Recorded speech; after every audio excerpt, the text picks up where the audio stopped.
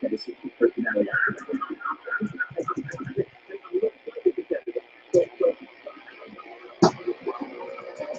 everyone, welcome to this Friday night Tuning the Bands Hangout. And we'll be going through the different shortwave bands, listening to signals, checking out what we can hear tonight. Had a lot of fun last Friday doing the Hangout, it was cool, and a lot of you guys mentioned that you enjoyed the Friday night Hangouts. I got a lot of comments about that, so it's pretty cool. And so I've decided to do another one today, as I had some times on my hand. And since it's beautiful outside but rather cold, I thought a Friday evening hangout would be just the thing on a cold summer evening. So hi to everyone. Hello, Ray. Hello, Harry. Nice to have you on board on the hangout. And waiting for the counter still says 0. You know, I'm always scared in the hangouts when the counter here says 0 spectators. It's like nobody's watching, but apparently some people, it's moving now. Just jumped to like 22, so it's cool. So hi and welcome to everyone. It's nice to have you on board. And so if you guys have any DX, anything you're listening to that looks interesting, why not share it? And it's going to be always interesting to compare signals from everyone. Welcome, Susan in California, that just says hello through the email, official shortwaveradio@gmail.com, for anyone that's there. So nice to see you. And hello, Scott in 5XTC in Texas. Just retweeted my hangout. Really fun to have you on board.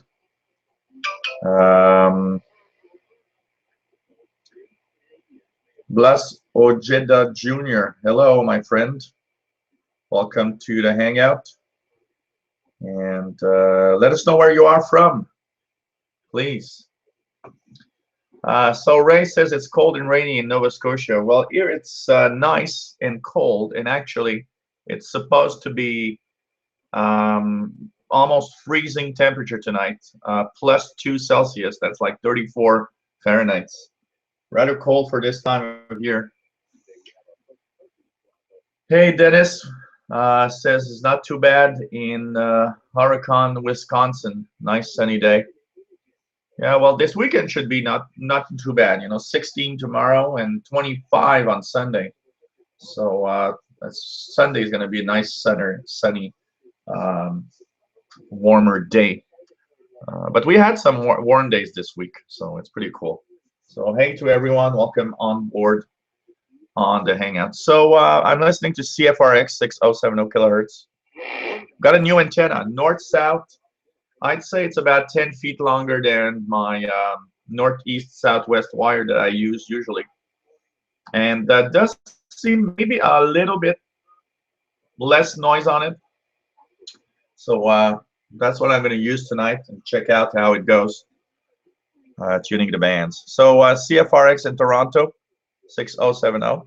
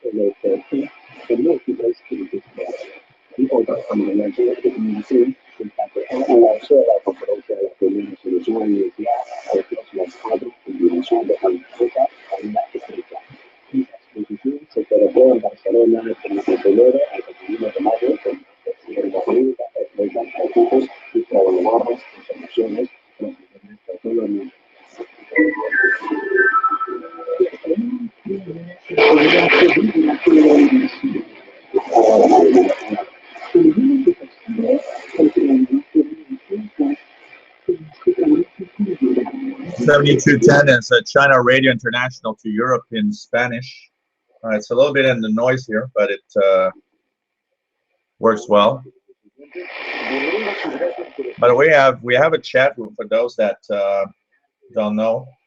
You can join our chat room. It's free. It's easy to go to it. You can go to the swling.com website, shortwavelistening.com website, and once you are on that page, well, the address, if I give it loud, is swling.com/blog/chat-room. And if you need to be guided, well, all you need to know is to go to the swling.com website.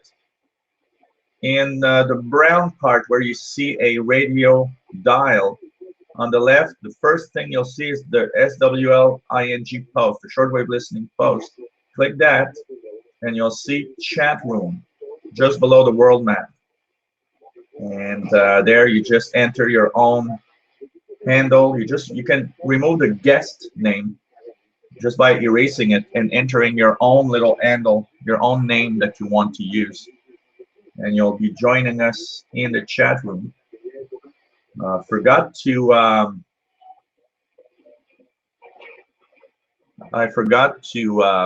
mention it in the email I sent to everyone. Am I going to try tuning myself?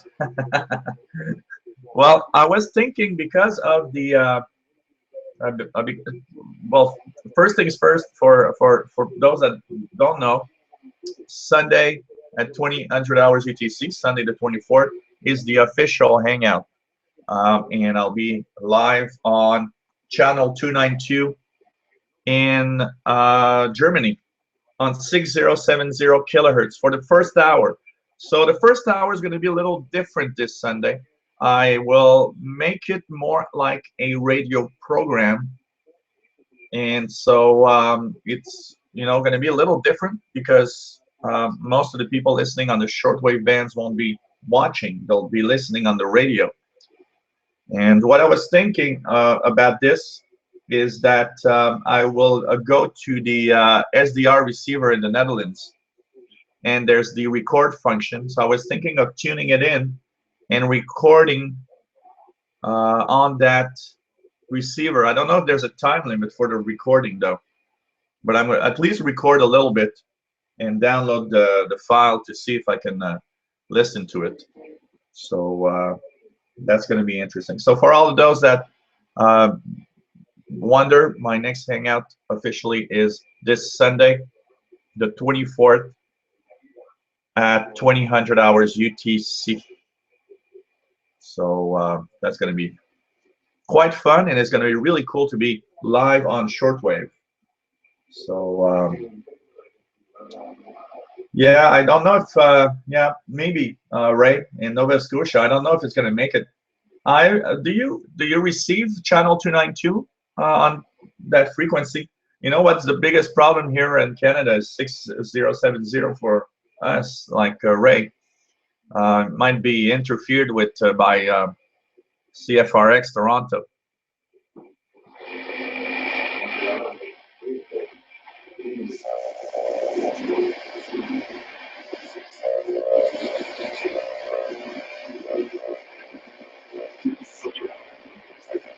We stood up and said, this is the end result of a prophecy spoken of by the prophet Joel.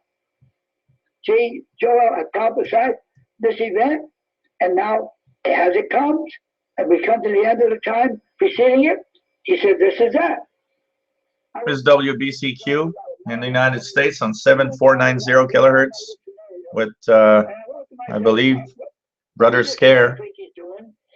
Everything he said, he did not get it by revelation except through the mouth of the prophet. And I've laid that out to you for a long time. One of the things I told you about the day of Pentecost, that it was the beginning of the last day. By the way, I want to ask a question for those that are on the chat room. I don't think all the time of going on the chat room, but I find that when there's nothing, you know, when I do my hangouts, I see there's a lot of activity because all of the gang from the hangout goes in the chat room. But at least 5 or 6 times I went to the chat room and it seems rather quiet. There's not a lot happening, you know. A few times I shouted out a little hi to people and there's like no answer. So it seems to be a quiet chat room, by the way. So at least we're helping making the chat room a little more popular, hopefully. So no question about it.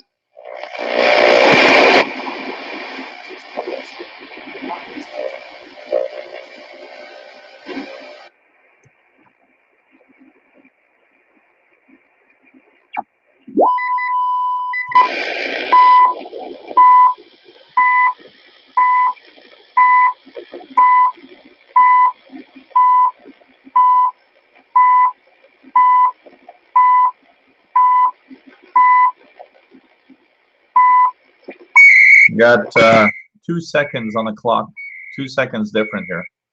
It's on the dot, but it has 2 seconds of difference. But CHU with pretty good signal, 7850 kilohertz.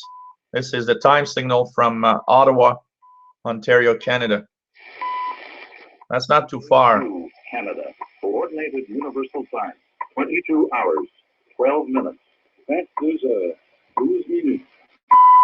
It's about 100 and I don't know, 125 kilometers away, something like that.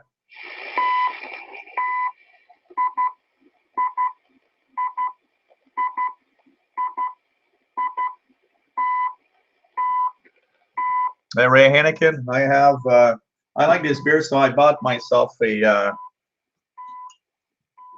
Fenjimon, End of the World. So that's what I'm thinking, a big one. And I knew I had some somewhere, so I finally have a decent glass to put my beer in, a real beer glass. I knew I had them somewhere. It's while I was going outside in the shed looking at parts of an old bicycle, I noticed a bag with some boxes, and that's where I found my beer glasses. Now I've got a real nice beer glass to drink in. So it's pretty cool. Hey, David in Barcelona. Welcome to the Hangout. He says he's listening right now to Mustang Radio, Dutch Pirate on 6210, Peking S9 plus 10 with great music. And he's plugged his ICR 8500 to his Kenwood i-Fi and Sony speakers, and the sound of this combination is really good. So it's pretty cool. So you guys in Europe, try that. We have 6210 kilohertz, the Dutch Pirate Mustang Radio.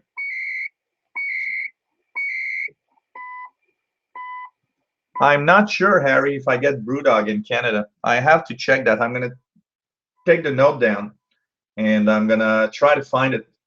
I have no idea. We have a lot of beers here. A lot of beers. There's a place not very far from here that actually says that they have something like 500 different types of beers. So I have to check that, but I wouldn't be surprised, but I don't know, Harry. I'm gonna have to check that.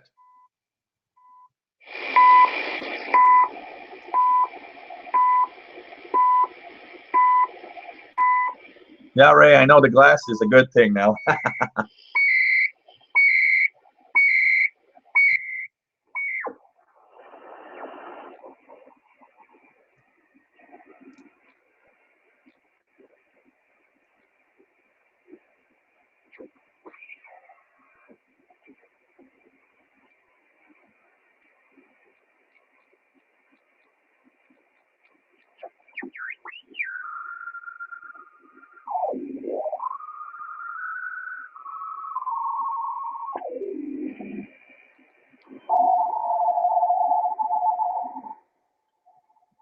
Notice that on 8424, usually it's the Greek maritime station, and notice now that they're sending some kind of bulletin, 8424. I don't know what mode that is. Sounds like Sitor A or Navtex. I don't know if anyone has the capacity of decoding this, 8424. I'm not gonna hook up the computer because I've had a little problem to do it now, but I think that probably is Navtex, and I wouldn't be surprised that comes from Greece, 8424. Or 8423 upper sideband.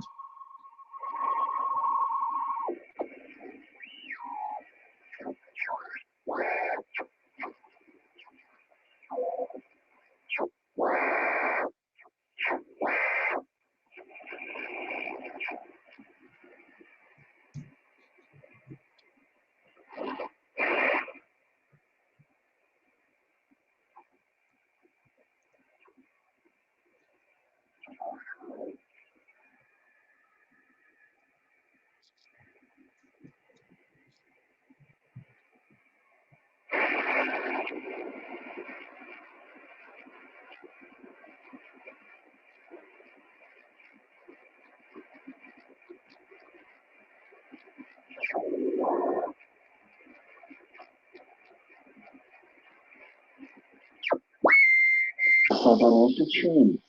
That means to resolve in your mind, to live righteously, to turn from sin.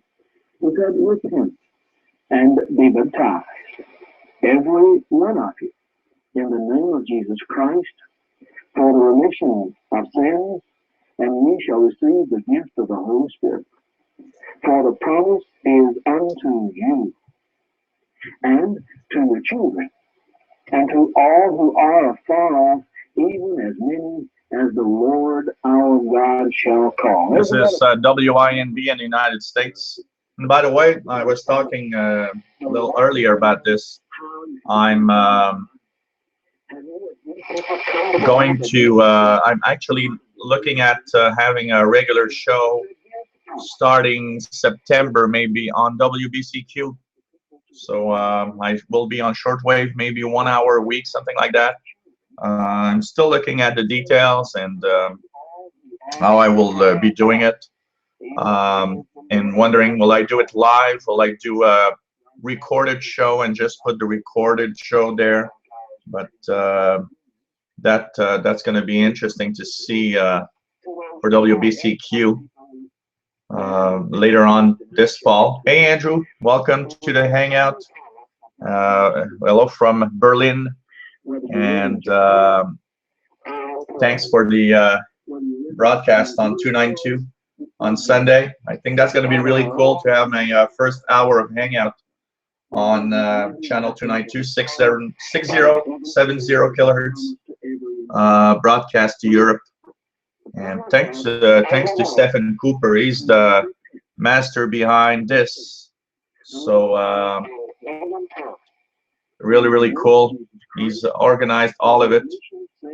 He had told me that he wanted to try this out, and it's really nice. Really thank him for that. And I think it's the start of something new. Start of, maybe regular shortwave broadcasts. The Holy Spirit had this recorded, and I believe that the word of the Bible, the word of Jesus, the word of the Holy Yeah, Ray, Radio Australia, that was Tuesday or Wednesday night. It was midnight, past midnight here. That's what, 04, past 0400 UT. Radio Australia was booming in on 17840, and last night I tried, and it was also very strong around local midnight. 17840 is very good, so I think it's going to be a great summer frequency for me for Radio Australia. And also Radio New Zealand 15720, very strong. And both were strong enough able to tune them on my Texan PL680 just with the telescoping antenna on my little table next to the bed. So I just put the timer and I put Radio Australia, and I like to fall asleep listening to New Zealand or Australia. It's really cool. Verse 40, but the many other words that he testified. Well, you know what, Harry? The WBCQ show that I want to make, because Harry's saying I should have call-ins. I found a great software and website on the web that would enable me to receive phone calls, Skype calls on the internet with a specific phone number that I get for it on the internet, and it doesn't cost that much. And I thought that I could pay for a year for that, so I would have it active. And one of the things that I was maybe wondering is from time to time do 1 hour WBCQ show where I could get calls and say hi to everybody that wants to call in. I have pretty much everything with that website, and that website is cool because if you don't have technical know-how, it accepts phone calls. All you have to do is call a US a US number. It's of course long distance charges for a lot of people, but you know, if you want to call a few minutes. Hey Bartek, welcome to the Hangout. And yes, Skype calls would also be cool.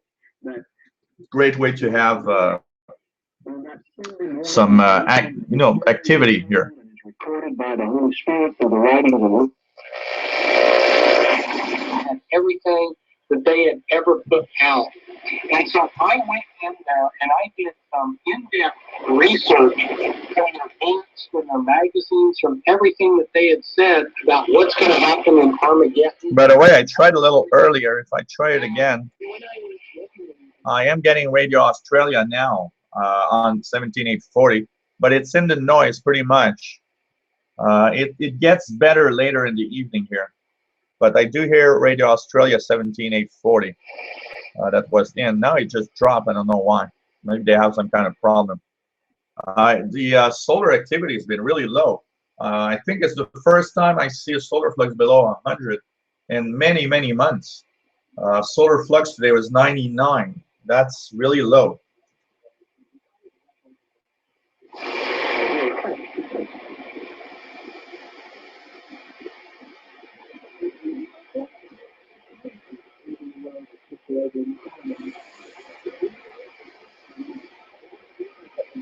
Hello, Pete from New York. Welcome to the Hangout. Oh, well, you know what, Harry? I don't really care, and it's things that happen. The trolls are trolls, and that's it.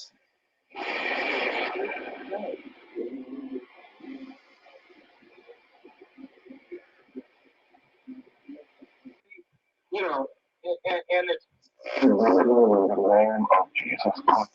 and we could be at war. Russia has repeatedly said. This is true news from WRMI 9395. You know, they've used it so much that 9395 has a little global 24 in my head all the time, but it's actually true news from WRMI now. Worse in 1,200 years. We have the honeybee colony collapse. And I could go on and on and on. What I've been telling my audience for years is that the judgment is coming in waves, and the waves are getting higher and stronger, and it fits the biblical pattern of judgment: drought, famine, pestilence, and then war. War's the final stage. So as you see, we just learned that rising seas and the global warming is in a pattern of the end of the world. So it's nice to know that if the end comes right now, at least we'll be doing something we like, listening to shortwave.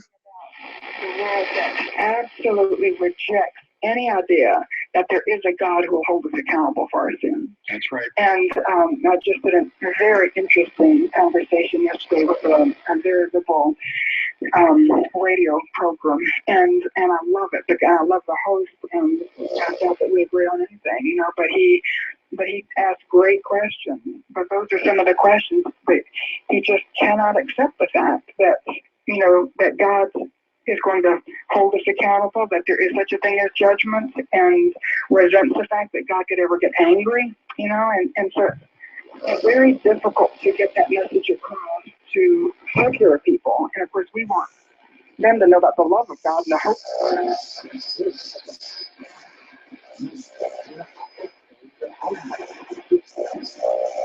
The Reverend Professor of Divinity galloped up on his old black mare with a long fowling piece in his hand.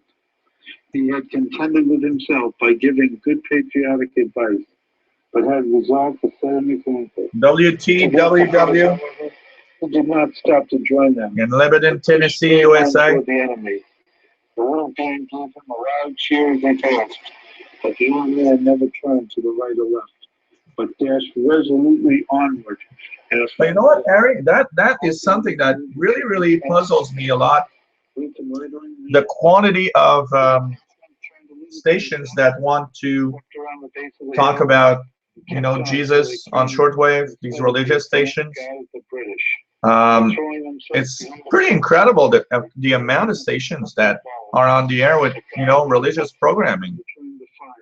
And I guess, and that's what I think, I guess there's a lot of people listening because if there weren't, they wouldn't be there. I think so. That's really something that is, intriguing because like in the past 20 years, we had a reduction of shortwave broadcasts from around the world. Yet, there were less religious stations 20 years ago than there are now. There's like more than ever right now on shortwave. Ready in the word of command to unfold them.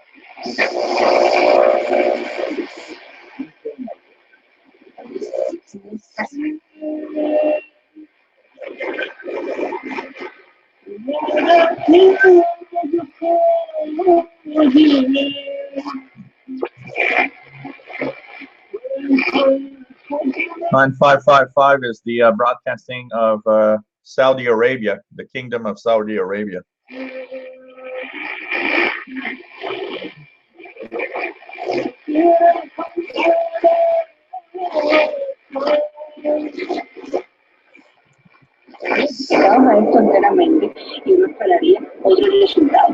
Radio Marti from the United States, 9565 kilohertz. By the way, they are celebrating this week. They had special programs. They're celebrating 30 years of broadcast on shortwave. And a lot of people ask me where this was from. And Radio Marti is a U.S. station by the U.S. government. And it is against the Castro government in Cuba. So what they do is they broadcast to Cuba. Specifically, this broadcast is aimed at Cuba and at Cubans. And if you notice the noise over it,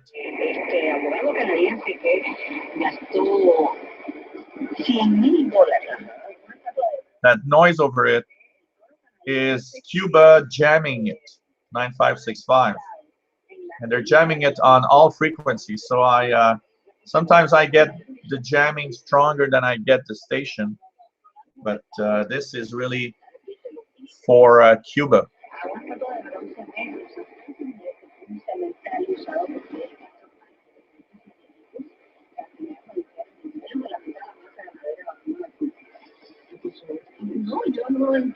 Hello, Randy. Welcome from Ohio. Nice to see you. And I'm going to mention I'm in Montreal, Quebec, Canada, because a lot of people are always asking me where I'm from.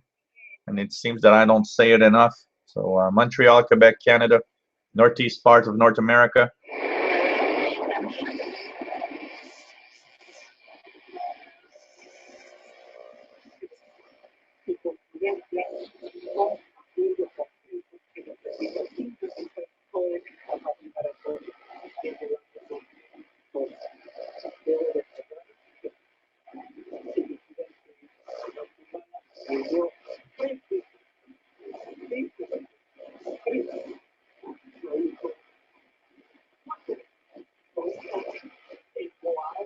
China Radio International in Spanish to Europe. Propagation doesn't seem that fantastic this afternoon. Usually it's better than that, or maybe it's my new antenna that I have.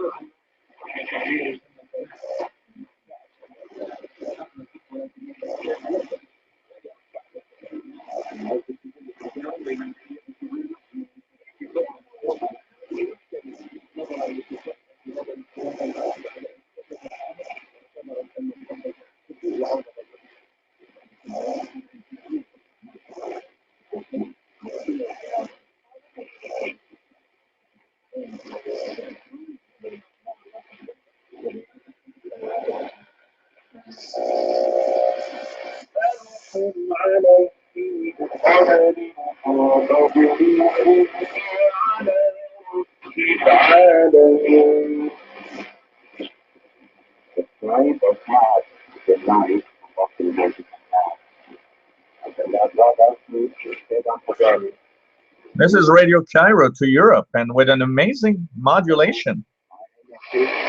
Much better than usual. Radio Cairo right now. They still have 15 minutes to Europe. They end at 22:45.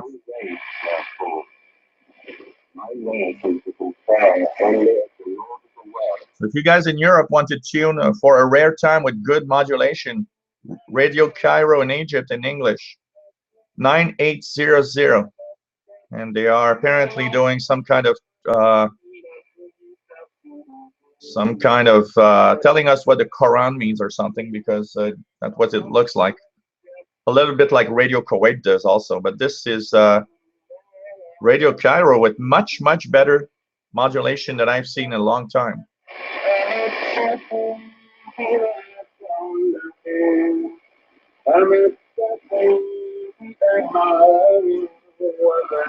Bartek says Cairo's plus 40 dB in Europe.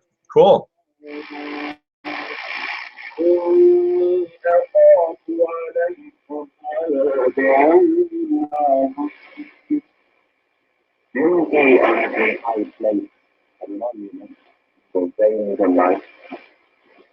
And if you have strongholds, perhaps you may last forever. And if you think by God, you say is strong. Rather keep your duty to Allah and obey me.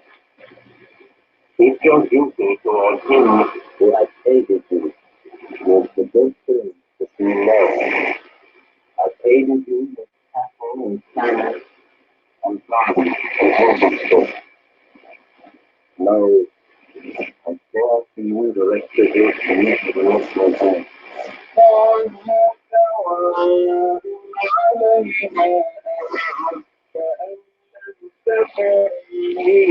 Hey, Nissan Greenwich, listening, watching from Dublin. Welcome to the Hangout, my friend. Nice to see you. Always a pleasure. Big Daddy in Austin. Leander, Texas, saying hello. Hey, welcome to the Hangout. Nice to see you. Live Wire Blanco. Hi from Texas. New to shortwave and loving your channel.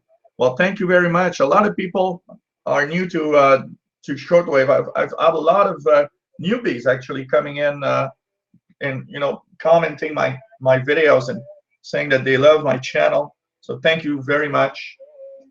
Nelson Diaz Jr. Hi from Vitoria in Brazil.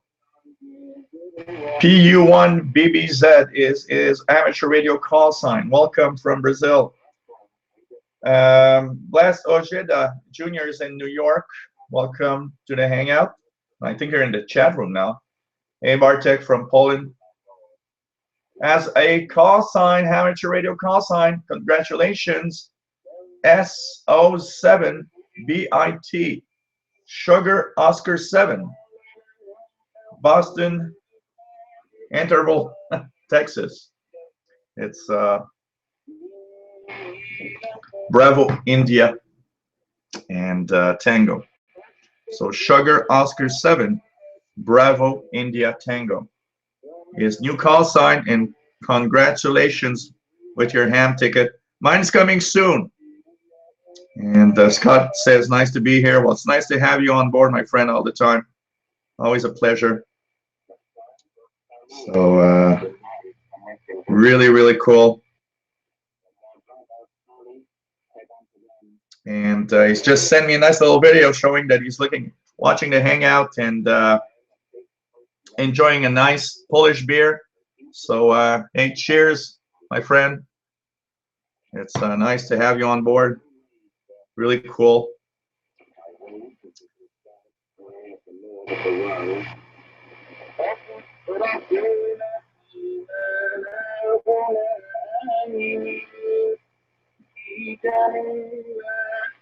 Pete, greetings from New York State.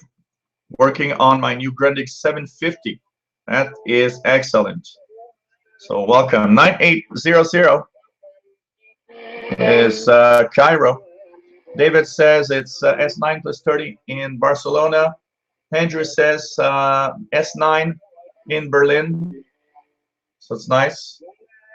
What I actually enjoy is that I think they've been working on their transmitters, because even if it's not perfect, we must admit that it's not perfect. It's actually much better than it was in the past. You can actually understand what they're saying. So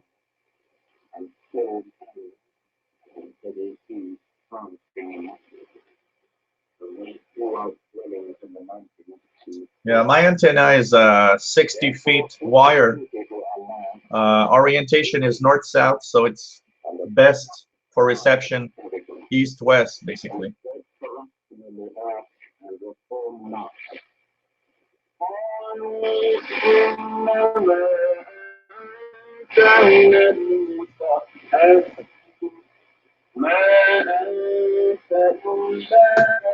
I'm gonna get my license, my AM license, in a few months. Just when the fall comes, I'm gonna get my AM license, and I'm gonna share some amateur radio videos as well as shortwave radio videos.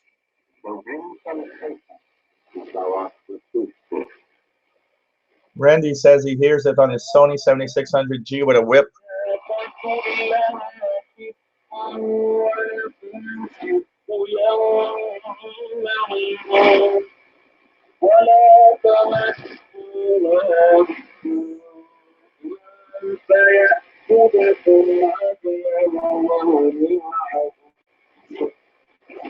He said, for all good people, he has the right to think such a wrong, and you have the right to do.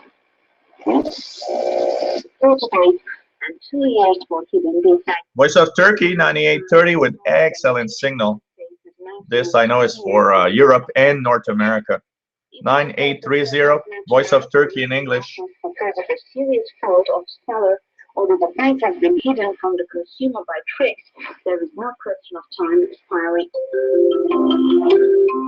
Yes, Harry, I'm gonna try to get myself an HF transceiver, that's for sure. Eco-friendly tips.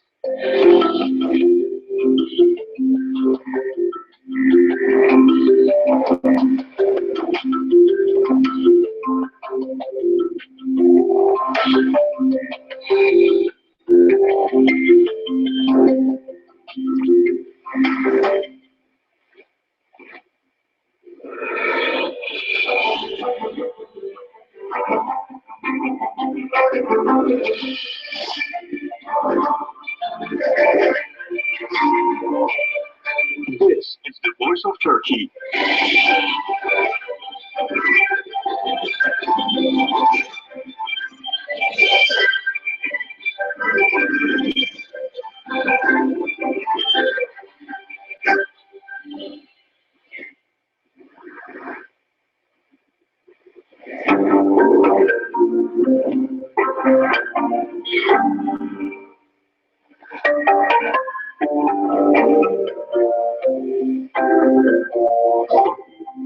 The question of the week.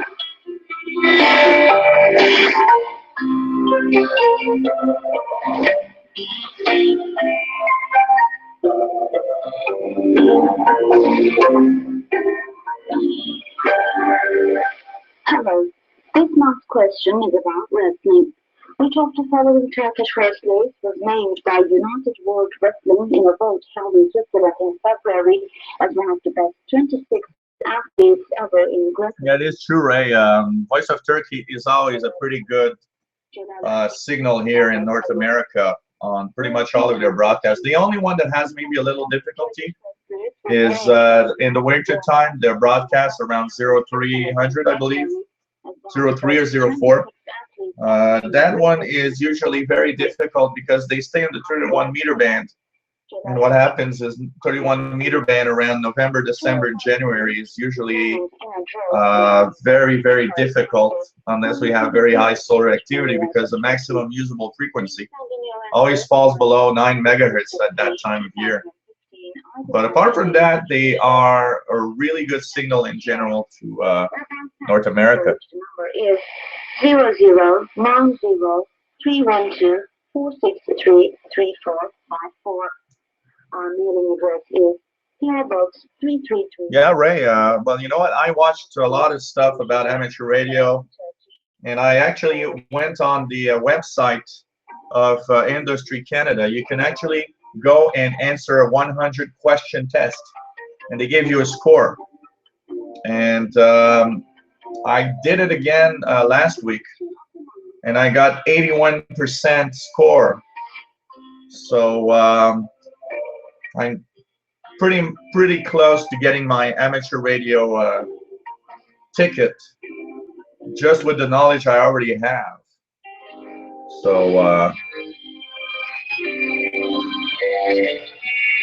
I'm pretty sure, Harry, there must be somebody or some club to help you somewhere. If not in Glasgow, maybe not too far. But check out the local clubs, even if it's not in Glasgow, near at least, because there must be a way to have your amateur license, I'm sure.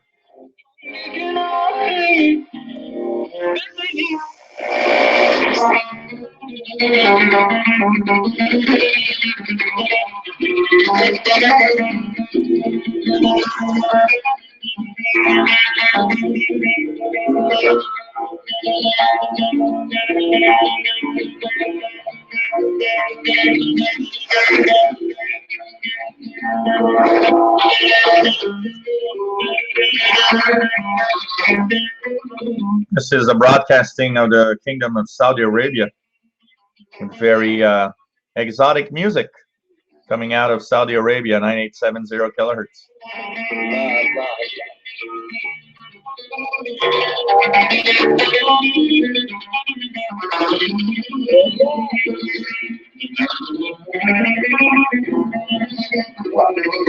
Hey, hello, Claire. Welcome to the Hangout. Nice to have you on board, watching.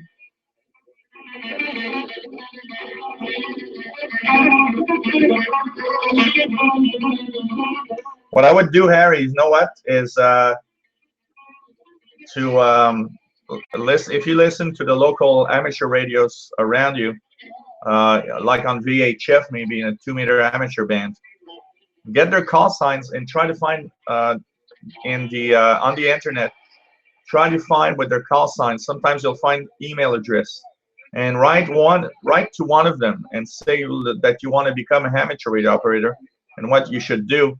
And you know what? I think most of amateur radio operators will be more than happy to guide you into what resource you can use to become an amateur radio operator there. I'm pretty sure they're going to help you. And Ray, well, you know what? That is something. Getting the radio bug. A lot of people have that bug, but I think it's something you have or you don't. It's not something that you get while watching others do it. It's something that you've seen someone and you just hooked from the start. Yeah, Bartek says try QRZ.com. Unfortunately, QRZ.com doesn't show emails to non-amateurs anymore. That's really, really sad. I used to write your stations using the emails there, but they don't show them anymore to non-AMs. Andrew says 9830 is 9 plus 20 into Berlin. Says odd picking up some very strong signals tonight, even with the very low solar flux index. I see the number can reach as high as 300. Yeah, the solar flux can be very high. You know, to give you an idea, the last solar cycle in early 2000, I remember viewing solar flux of 350. That was really high solar flux. Yet in this cycle, we barely reached 200, which is very low. Bonjour, Jean-François.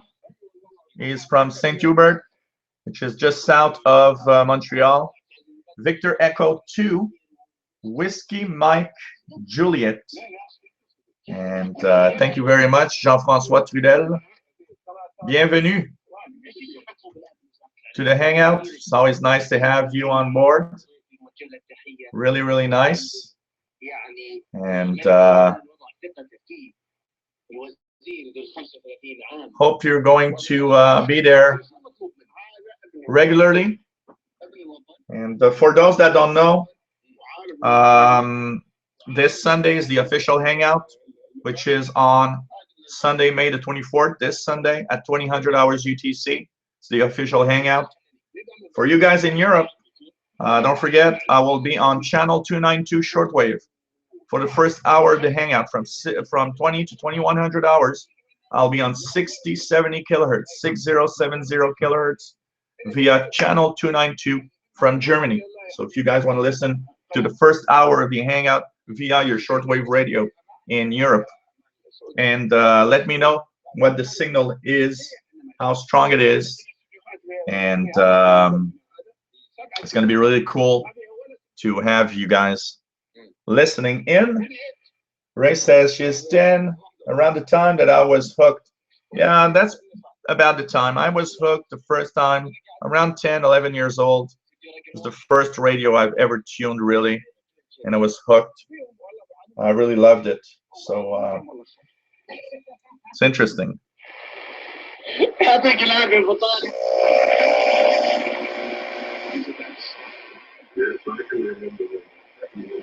town. Over a bottle of red wine and some tortilla chips. Talked the evening through, and by the 9955 kilohertz WRMI. I rarely hear WRMI on this frequency. 9955. They broadcast towards the south, so Central South America usually, and they're often jammed by Cuba, so I rarely hear it, but I can hear audio now at this time today.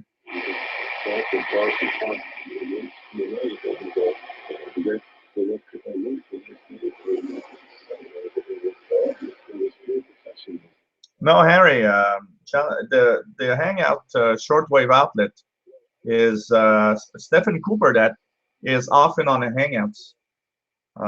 He's the one who organized this with Channel 292.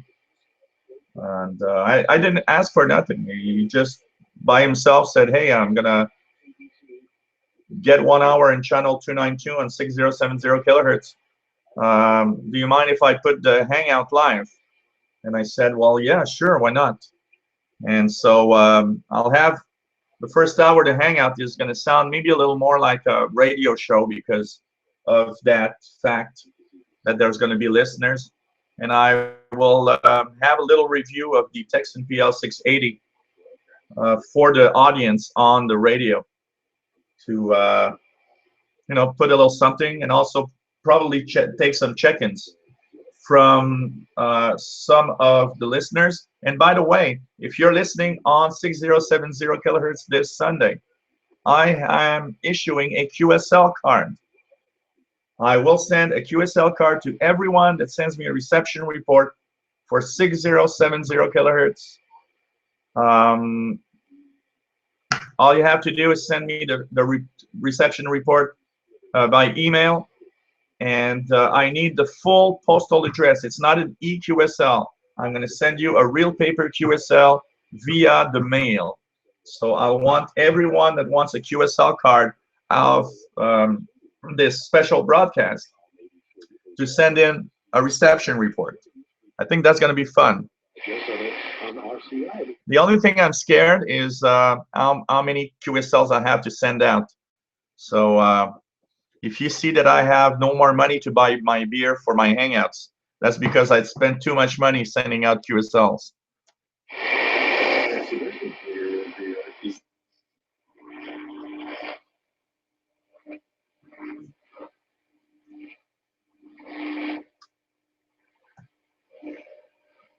That sad 9965 is Radio Cairo also, but there's no audio at all on this one. It was so good on 9800, but there's nothing on 9965. The usual crap audio or no audio that they often have. It's so sad.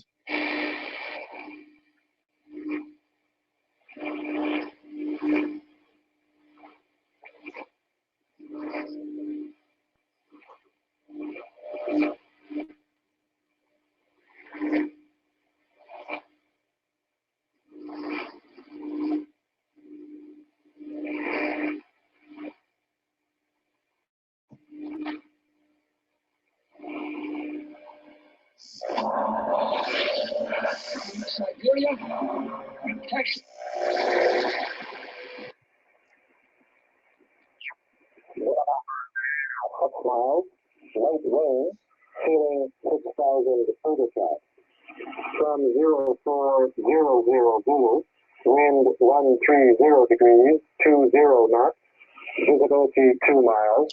Yeah, there could be something, but you know what? I've was thinking of doing something that would be. I saw this. I saw this on many tech shows that want support, and I was thinking of maybe doing the same thing on my Hangouts and advertise that I will have a Patreon.com spot where you can actually donate an amount of money if you want to support my Hangouts, support what I'm doing. If you enjoy watching my videos, and you know, like people that want to support me can send me a little something. And if you can't, that's all right. You know, I understand that a lot of people don't have money to spare, and that's okay. You know, I'm not asking for everybody to donate, but you know, I think having a little bit of donations maybe, and by using that, and who knows where that will bring. And I was thinking that that could be a cool idea also to pay for WBCQ airtime on 7490 kilohertz, because this fall I really want to have some kind of 1 hour show every week on WBCQ. And so, you know, it costs money to do that. You have to pay for airtime. So maybe some kind of donations could help me pay for all of that, even though I can't pay for part of it because I'm not a poor guy, but I'm not rich.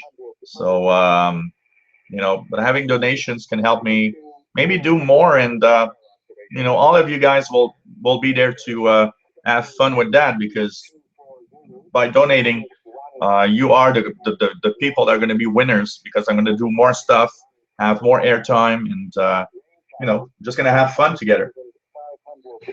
No, Ari, I don't want you to pay for shipping for your QSL. Everybody will have a QSL, and I don't want money for that. I'll send you gladly a QSL card. St. John, Doesn't cost that much, don't worry.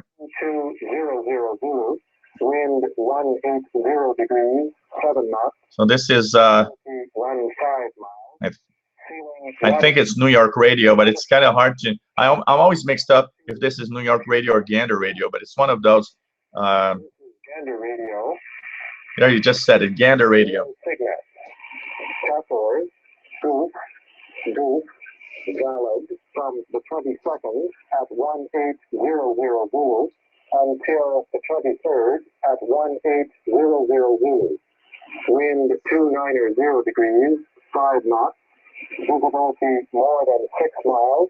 3,000 scattered. Well, you're a lot of people on my channel, and you guys are part of it. I've got a lot of comments of people saying I would like to have a shortwave radio show from you. And but you know, I want to have my own thing. I don't want to compete with anybody. I certainly don't want to have a radio show that's going to compete with something like you know, Glenn Hauser's World of Radio or things like that. He's got his thing and he's great at it. Glenn Hauser's fantastic at what he's doing with it. I want to have something that's more like my hangouts, down to earth. Go with the flow, talk about something, talk about radios, talk about shortwave, maybe get some check-ins and stuff like that. So 0300 until 0600, visibility 4 miles, light rain showers. Jean-Francois talks about he's bought a Texan PL660 and he wants to know what recommendation for an antenna, an indoor antenna.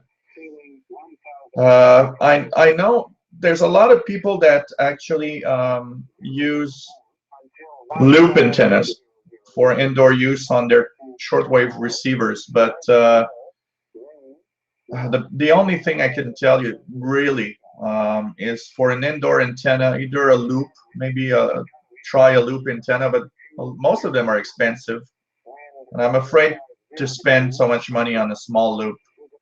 I think the best you can do is either try to position a wire indoors somewhere in your home where there's less noise. I don't know if you live in an apartment or a house, but I live in a 6-apartment block here, and in my kitchen is probably the best place to DX with a wire indoors. Just putting a wire next to the window works pretty well, and you know, that could be something that you can do. I like, you know, taking regular wire and just clipping it to the antenna using these alligator clips. These are fantastic. I always have a bag of these because when I want to, you know, put a wire on the antenna, all I have to do is take, you know, like a portable receiver that I have, and just, you know, clip the wire to the antenna itself. Works fantastically well. Like I said, you can try a loop. Some people say it's fantastic. I've tried one that I built myself from a website that I've seen. It's rather crap. I don't know. Of course, if you can put a small outdoor antenna, it's the best. And you know what? It doesn't have to be really big. A little piece of wire can be very, very easy to put outside with nobody noticing, actually. So these are pretty much what I would say. The PL660 is a good radio, so I think you should have something interesting with a little piece of wire if you could just put it outside. The biggest enemy, mostly indoors, is not that much of the antenna, because a piece of wire will do wonders. The biggest enemy is noise, and noise is really, really bad indoors. Here where I am, if I didn't have a shielded cable for this, I wouldn't do listening here. I can't listen in this room. This is my office. I work from home a lot of the time, and this is my office where I'm doing these hangouts. I got a lot of noise. I've got like 5 computers around here, and so all the electronics, and you know those big screen TVs, they're really, really deadly for noise on shortwave. So -7. This is Gander Radio out. All stations. This is New York Radio. Time 23. New York Radio now jumping in with the weather. Terminal airdrome forecast for the period ending 08.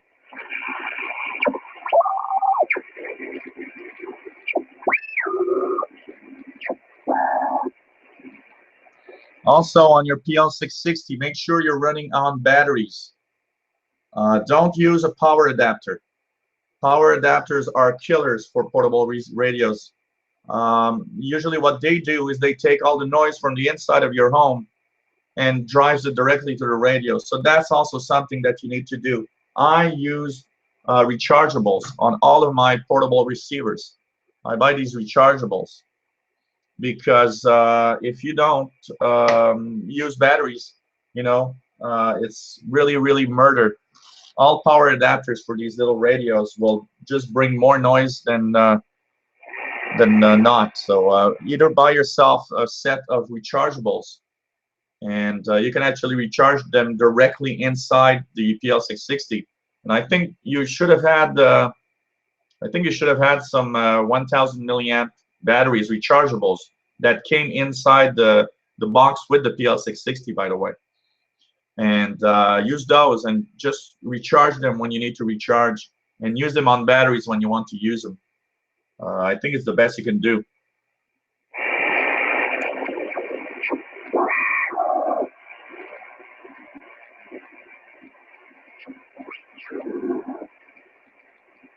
By the way, Jean-Francois, are you active on the 2-meter amateur radio bands? Are you often active on your amateur call sign? Do you do some HF stuff, or are you all mostly local 2-meter stuff? I hope you understand well English, because Jean-Francois is a French name, and he's writing to me in French.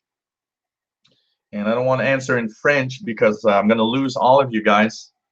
But I will send a little comment in French later on below the questions.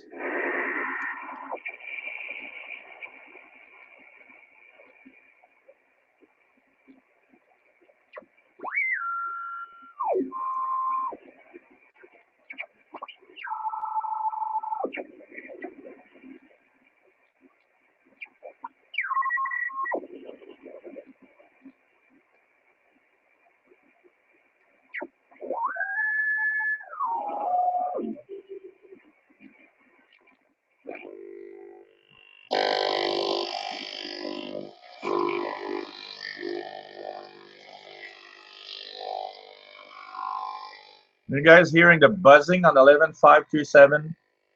Around 11.520. Look at that, it's very large. From 11.514 to 11.533. There's a strong buzzer.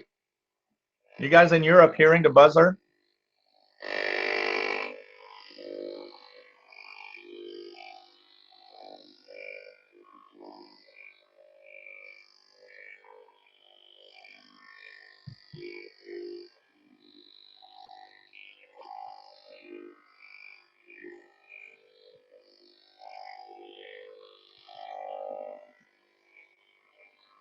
Harry says to cut the power supply, connect solder to a D battery pack. Yeah, D batteries last a long time. But you know what? You can buy these AA batteries. Like these ones here are 2,100 milliamps. They're not bad. 2,100. And this isn't too bad for a battery. Really hard to get the focus out of it, but 2,100 milliamps. So these last in you know, in full charge, these in the radio last maybe at least 10 to 12 hours. They're pretty good. And these ones are the ones that keep charge. So it's pretty cool. Oh, okay. Most of the time, Jean-Francois says he does D-Star stuff, digital. I've heard a lot about D-Star stuff, D-Star radio. And I haven't really checked that out much. I should check a little more information on that D-Star. I've heard a lot of 2-meter amateur ham radios. Operators talking about D-Star. Well, Bartek says plus 40 dB, very strong in Europe. That buzzer here on 11.525. Really wonder where this is coming from. It's like S9 here. Pretty good. S9 is very strong. David in Barcelona says, got the buzzing, seems to be kind of QRM made by CRT screens. And yeah, maybe that's what I would think, some kind of over the horizon radar from Russia. So that is possible. Andrew also in Berlin getting the strong buzz. So this is very strong, actually. Very wide band also. A few weeks ago, I had this buzzing as strong as that, and it was smack in the middle of the 19-meter band, and was actually covering the BBC on 15400. So the buzzing was stronger than the BBC, which is sad because you know what? There's just so much spectrum on the shortwave band. The least they could do is use these buzzers outside of the international broadcast bands. Bartek says 11523 is the center frequency.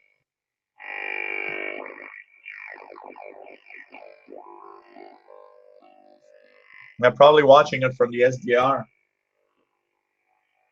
What are you listening with, Bartek? Your own receiver, or you're using SDR receiver on the web or something?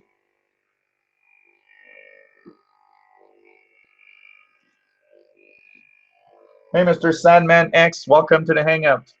Just saw that you came into the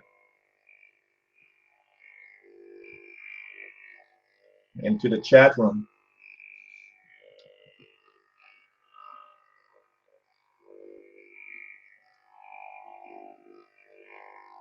Yeah, Ray says I would hate the Kodar in the tropical bands. Not as strong as it was a few years back, but they were blocking a lot of the tropical frequencies. Andrew says 11511 all the way to 11534. Yeah, if I listen carefully, if I go here,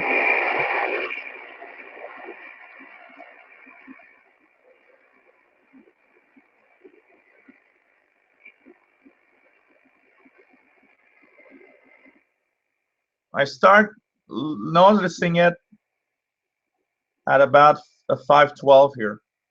If I listen closely, about at 512, it's just strong enough to get out of the noise.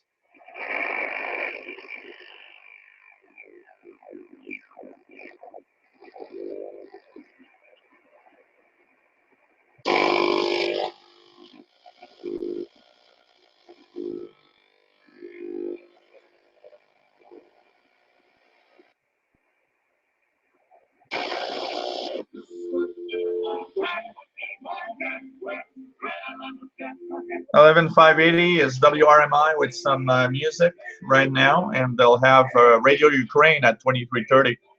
$11,580. They have a 15-minute of music very, very often. Okay, you have your own SDR receiver, Bartek, based on the RTL chip. Okay, cool.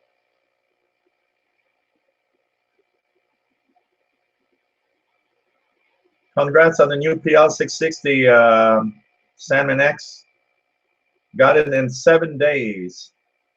That's fast. I was surprised at the speed of my PL680. I got it from Anonco for, look, maybe about 10 days, not even 10 days. I was surprised at the speed.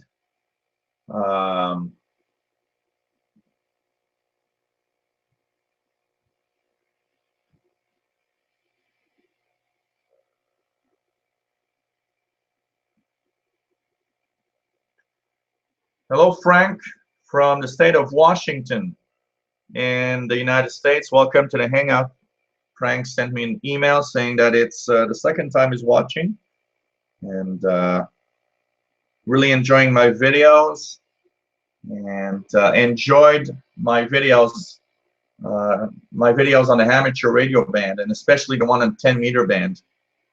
And he says that everybody told him that the 10-meter band is dead, and after watching some of my videos, he decided to start tuning around, because he says that he said on my videos, I listen to a lot of stuff on the 10-meter band. Yeah, 10-meter band is not dead. Now, one thing though, in the summertime, it is much more quiet here. So you might see that it's probably closer to dead in the summer. But in the winter time, it's amazing. The 10-meter band is one of my favorite bands. And you know what? When I get my HF amateur radio ticket, I'll be in the 10-meter band all the time.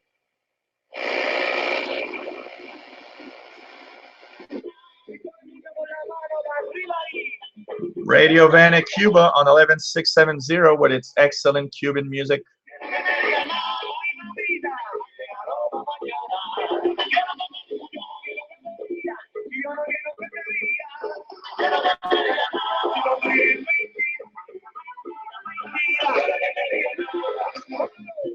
Well, you know what, Sandman?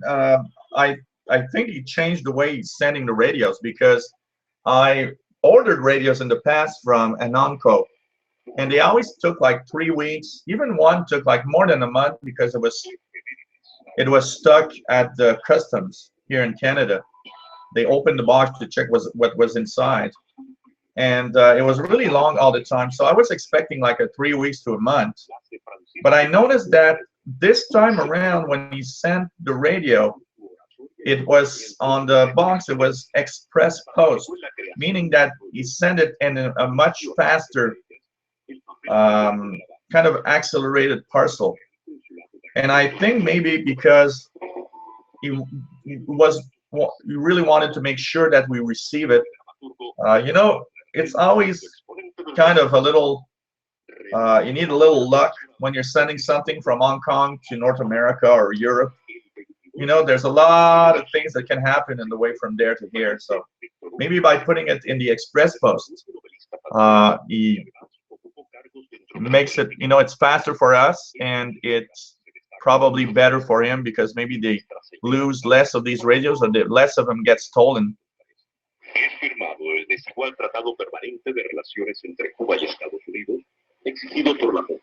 Harry says, Viva Fidel Casserole.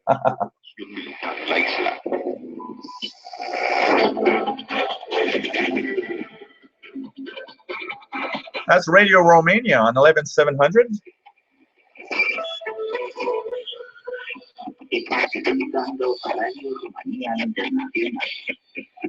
In Spanish,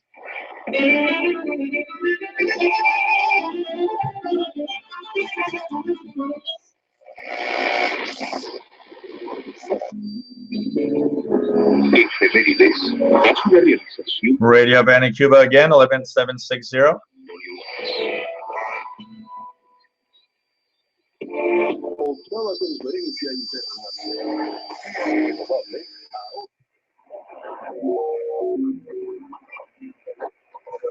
It's not very strong yet, but 11765 is one of those Brazilians, I believe. 11765 is Super Radio dos e Amor from Brazil. It's going to get a little stronger as the night goes.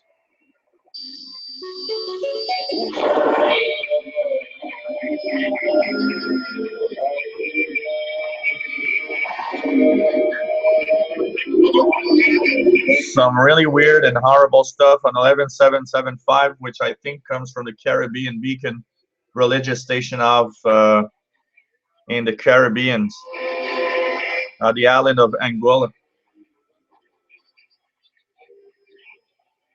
You know what, Ray? He says no custom fees. The thing is, that is something I've never understand really.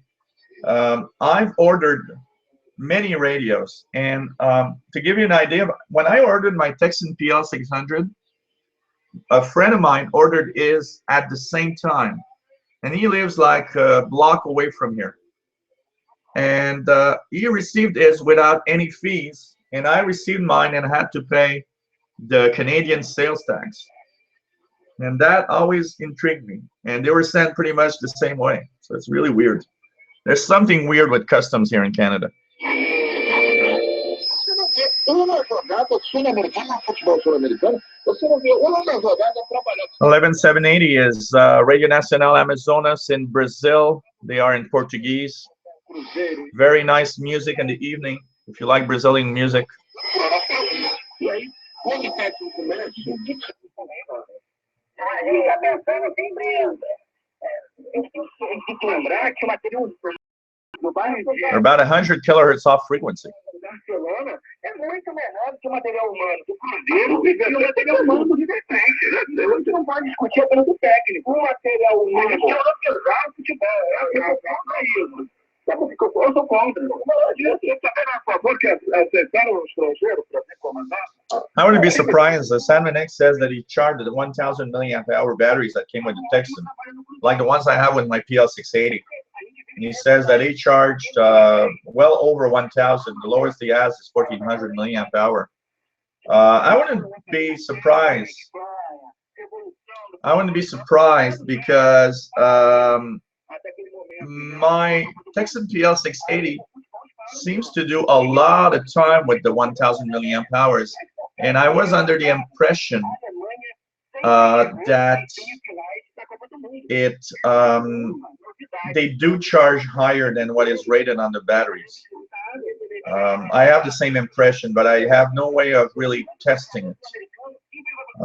So I don't know how did you test it to get to know your what was the milliamp hour rating? Did you just use them on something and looked at how many milliamp hours how many milliamps it uses, and how long that they lasted, or what kind of test did you do? Yeah, well, right. It wasn't duty. It was really the Canadian sales tax. I had to pay the Canadian sales tax. And you know what? Usually, because that's also the thing that I don't understand. There's in customs here in Canada, normally when something is valued at more than $50, we have to pay the Canadian sales tax when we get it from somewhere else. There's rarely duties, because duties on something is when that is made here. So for example, we make cars in Canada. If you buy the same car in the US and bring it in, you're going to have to pay the duties on that car because it is built in Canada also.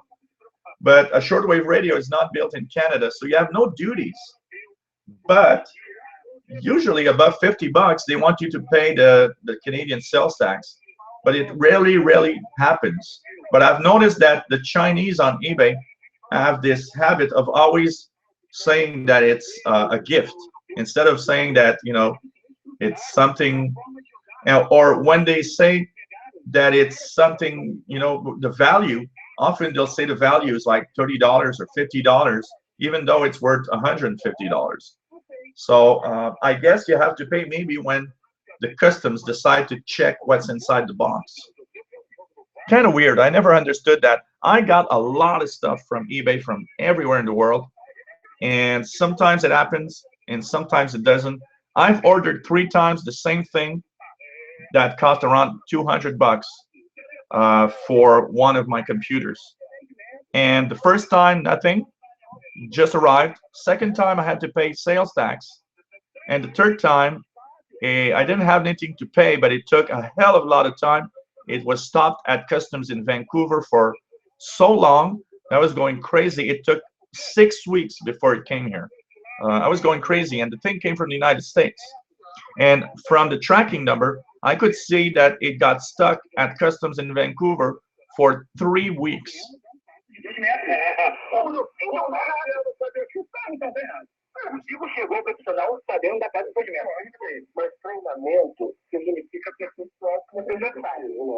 Hey, Cook Rick 555, welcome to the hang. It says 17750.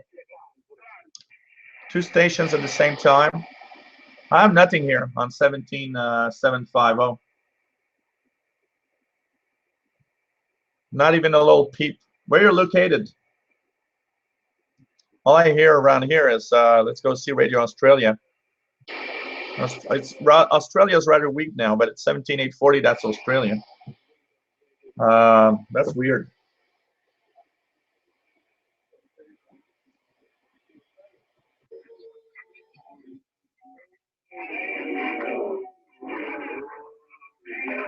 Rather weird. 11775 is bizarre. Like moaning.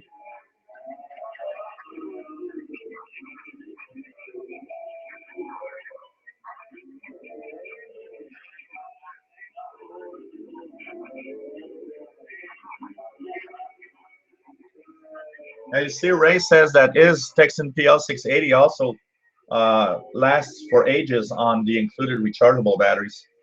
That's true.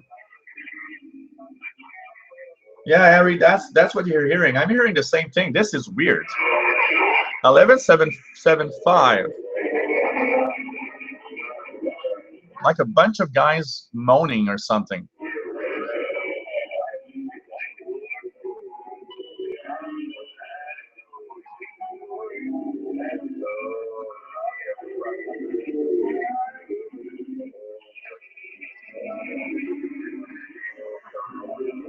Okay, Jean-Francois wants me to talk about the synchronous detection feature. Just a second, I'm going to pick up my radio.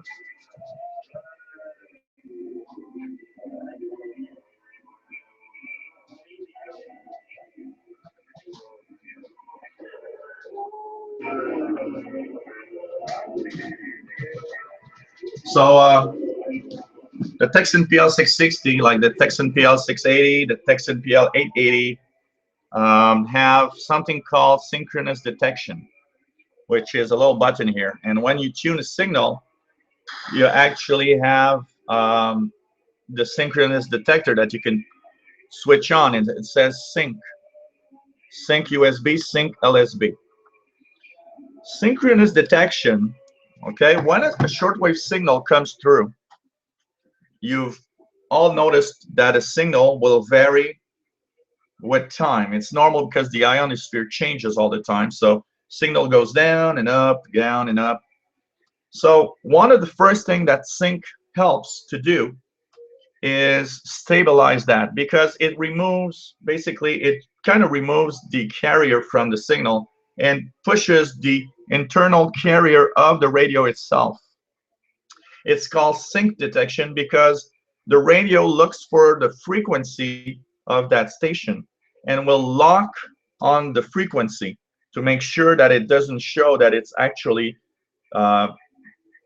using upper or lower sideband to listen to a signal. And it locks pretty well. And on the PL680, this radio is an excellent sync detector, by the way. Rarely loses the lock on a frequency. So the first thing that it does, it improves because you don't have that weird, that weird signal going, fading and coming back. It kind of stabilizes the signal for one part. And for the second part, because it uses upper lower sideband, it lowers the size of the filter. And because you have the choice of upper or lower sideband, it means that if there's a station really close above or below the frequency that's interfering, well, if the station is below, all you have to do is use sync upper sideband, because it's going to listen to the upper part of the signal, which means that the interfering station that is below the frequency will not interfere. Same thing, if you're listening, for example, on something, say here, 11775 is very close to Brazil. So there's like an interference. Well, you'll use the sync detection in lower sideband on 11775 because the station is above the frequency, and it's going to help. Now, one question that somebody asked me that's actually quite interesting here is, why is there no sync detector on most expensive shortwave radios? Well, the reason for that is that for most expensive shortwave radios, the single sideband is so precise in its tuning that you can actually just take a signal, like I'm going to do now, and shove it in sideband, and you still have the same effect as a sync detector. It's not totally the same. A sync detector does a little more, but it's kind of like it. And pretty much that's why they don't usually put it on expensive receivers. I've never seen a lot of, I remember only, I think with the Drake R8 had a sync detector, but I've never seen it on any other desktop receivers. But that's why it improves the signals, because it improves in stabilizing the signal. It improves in making a narrower filter, and it improved because you can actually choose an upper or lower sideband to remove the interference from a station that is close by. So all of that together helps in listening to shortwave. And also, because you're using an upper or lower sideband signal, narrower filter, it often removes a little bit of noise at the same time. So all of that together makes the sync detector something really nice to have on a portable receiver. So I hope you understood a little bit what I meant, and that's why it improves your signals. A sync detector, there's not a lot of portable receivers that have a sync detector, and there's not just that. Some of the sync detection on some radios are extremely bad. And to have an idea, I have a sync detection on this DGen DE1106. This one has a sync detection right here, sync SSB. This is crap. This loses lock on the stations every 10 seconds. You're listening, it lasts 10 to 15 seconds, it loses the lock. It's horrible. The detector on this one is very bad. And the contrary, the detector on the PL680 is the best I've ever seen on a receiver. And it's an amazing detector. I really love it. And I'm getting to love my PL680. And by the way, in case you have your question, what's the difference between the PL660, 680? It's pretty much the same radio, but the PL680 seems to be just a little bit better. But you know what? From what I've read and from what I've seen, if you have a PL660, there's no need to get a PL680. There's not enough difference. That's for sure. Apparently, Pete, the sync in the PL880 is crap. A lot of people have been saying that the PL880 has a crappish sync detector. The radio performs well everywhere on everything except the sync detector is no good. That's what I've read. That's what I've heard, Pete. So yeah, I don't know what this is, a radio walrus, but this is so weird. Dijo gran gloria del fútbol rumano, Nicolai Dobrin fue amado y apreciado por muchísima gente. So if you guys want to try, let's just try it a little bit. 11580. We'll have Radio Romania and Radio Ukraine, English language, 30 minutes. This is from WRMI in the United States. Okay, Cookrick 555 in the UK. Welcome aboard. And yeah, 11775 did sound like two stations, but it was actually one. It was kind of weird. These moaning sounds were so bizarre. Really bizarre. Through our website, you can continue your study. Yeah, Ray, Radio Amazonas in Brazil is fantastic at night. Great signal and fantastic Brazilian music. That's for sure. If you'd like to donate to its ministries, you may do so at our website or mail your support payable to the Key West Church of God. It's sad because the PL880 is more expensive, much more expensive. Here in Canada, it comes over at over 200 Canadian dollars. And to learn that it has a crappish sync detector. I want to show something to you guys because I'm just amazed. It's supposed, the normal temperature here in Montreal is supposed to be 21 degrees Celsius. And I'm going to show you guys, it's +8. And the normal temperature should be 20 degrees. I can't believe it's just +8. Man. Really glad to listen to the radio and be with you guys tonight. So, Radio Ukraine International.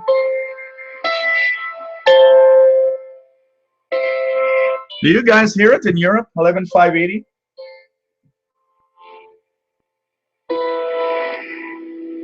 This is Ukrainian radio.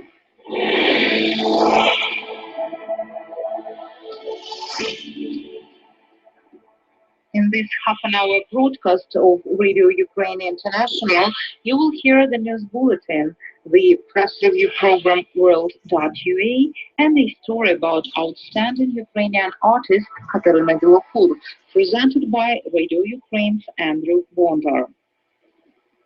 First news by Andrew Bondar. Russia-backed militants continue to shell and attack Ukrainian army positions in most frontline areas in Donetsk and Luhansk regions, using all types of weapons, including heavy artillery, large-caliber mortars, tanks, and missile systems. Since Thursday night, 3 Ukrainian soldiers have been killed and 12 wounded. Colonel Andrei Lysenko, presidential administration spokesman. Hey, Matt Henderson says, damn it, I just bought my first shortwave radio and it's an 880. Well, one thing for sure, Matt, the radio itself, okay, if you take out the SING detector, that's apparently not very good. The radio itself is a very, very good receiver. So you do have a good radio. That's one thing for sure. Hey, Bluebirds, others. Late night hello from extreme far west Texas. Hearing 2 stations, 1175. Hear one with music and the other sounds like religious political gathering. I think they were all one. Not sure, but I think they were all one station. He met with German Chancellor Angela Merkel and French President François Hollande, who reiterated the need to implement all clauses of the. Hey, Vern in Illinois says hello. 880 SING detection is a joke. That's possible. That's what I hear everywhere. G7 meeting scheduled for June in Munich. Poroshenko wrote on Twitter after the meeting. Scotland 5XTC says that 28,400 is the frequency is parked on in the 10-meter amateur band. Mr. Talking Machine. He says, you know, sometimes I wish there were more stuff available on shortwave on my area. Got just an old tube set with 3 shortwave bands, nothing fancy. I have to check the plate voltages, resistors, X, etc. And yeah, well, you know, it's all a. Oh, you got the chat room, Nissan Greenwich? Hope you did.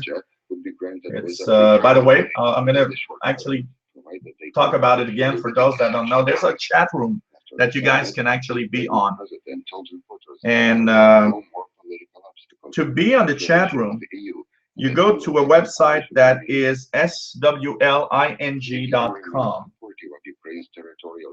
shortwavelistening.com. Okay, when you are on the website swling.com, there's the big brown square where there's a radio dial and it says our sites, and there's the swling post. You click on that link, it will bring you to a page where there's a world map. Just below it, you have chat room in the little dark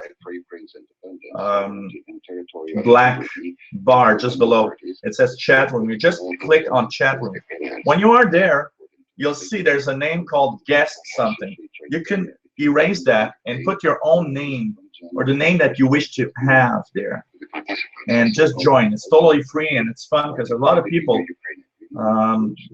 There's like, what does it say here? I saw the number of people. There's 16 users in the chat room. So it's a cool place because people just, you know, chat and talk together. It's really fun. The memorandum was signed in Riga on Friday by European Commission Vice President Valdis Dombrovskis. If it's in English, that's the only. I think it's the only broadcast in English. 11580. Radio Ukraine International. This is from WRMI in Florida, by the way. It's from the Okeechobee, Florida transmitter site. Second totaled $1 billion. The first disbursement under the new program is expected in late June. That was the news bulletin from Radio Ukraine International.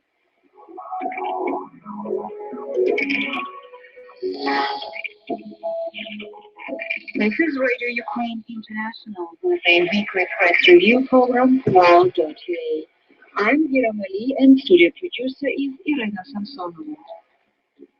Ukraine's Prime Minister Arseniy Yatsenyuk has urged European leaders not to be scared of Russia or of enlargement. Yeah, Harry, I hate radios that do that.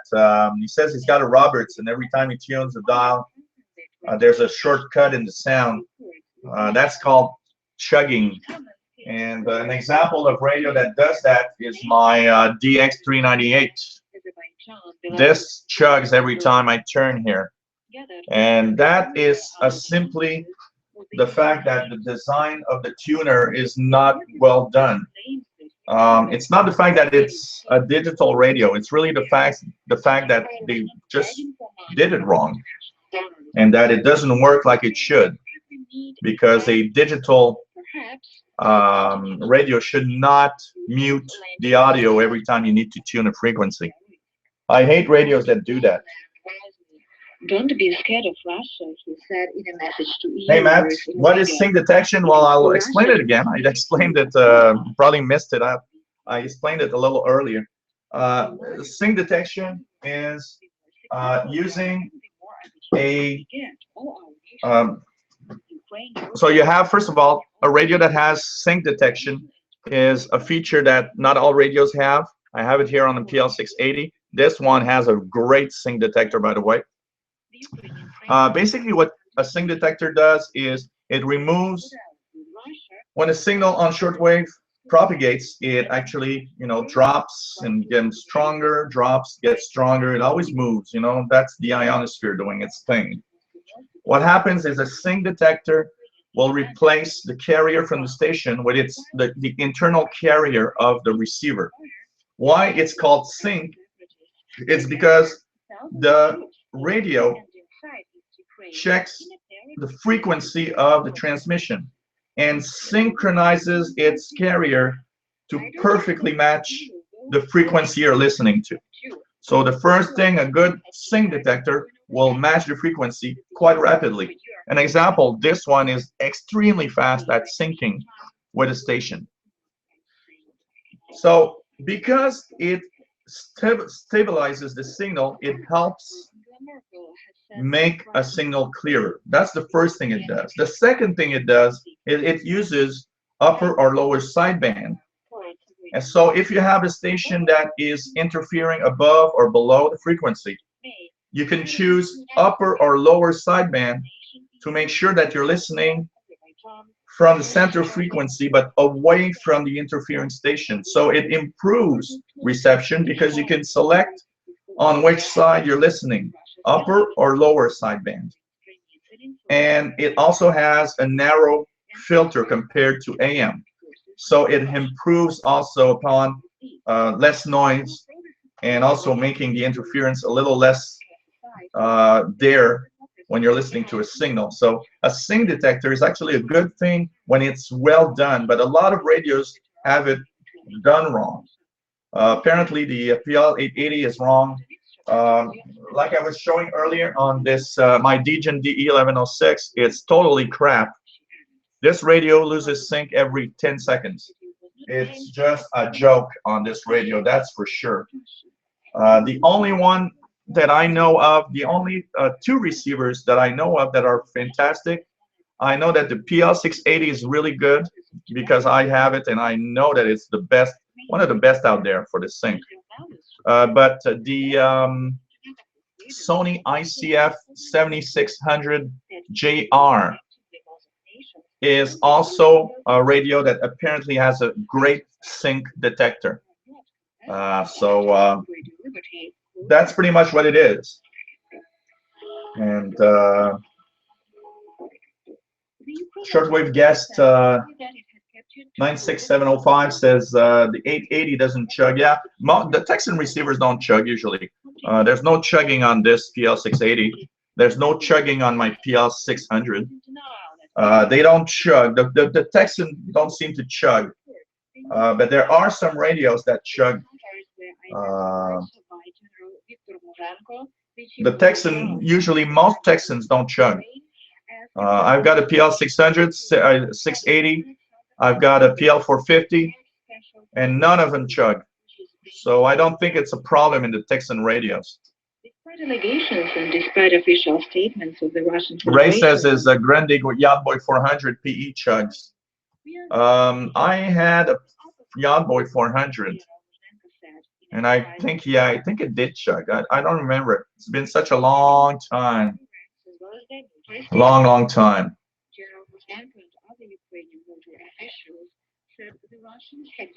So as says David, sync detection works by blocking the AM carrier, using it as a reference for locating the upper and lower sidebands.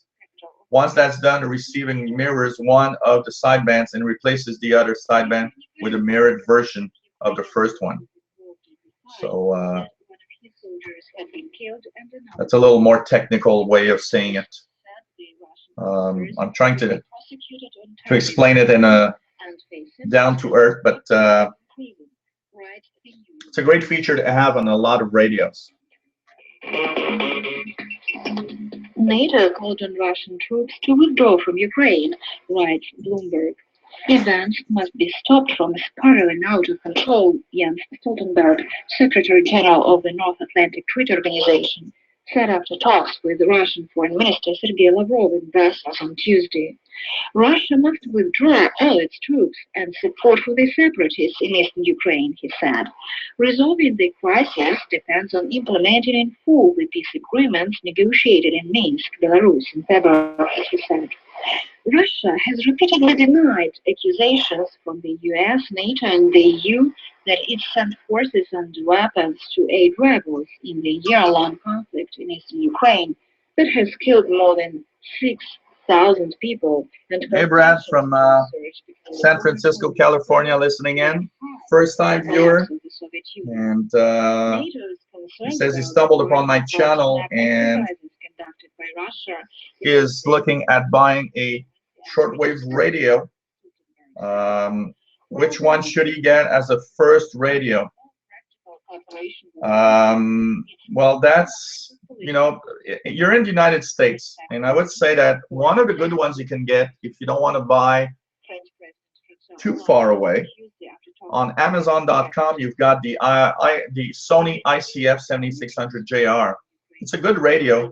The ergonomics are not fantastic, but the radio itself is good. Sync detection on it is apparently fantastic. And you know what? You'll have it in only a few days if you order it off of Amazon.com. I looked this afternoon, and it was at $148.99, a little more expensive than it was before. And here in Canada, it's $179.99. And boy, I don't know how many times I was thinking of, you know, clicking that buy now button on Amazon and get the radio. I just find that 180 bucks is a little steep for it. And you know, if it go on sale, maybe I would buy it. But 179, find the price a little steep. But it's a great radio. If you want to buy something from eBay, or you know, you're wondering, well, you can get yourself in a portable.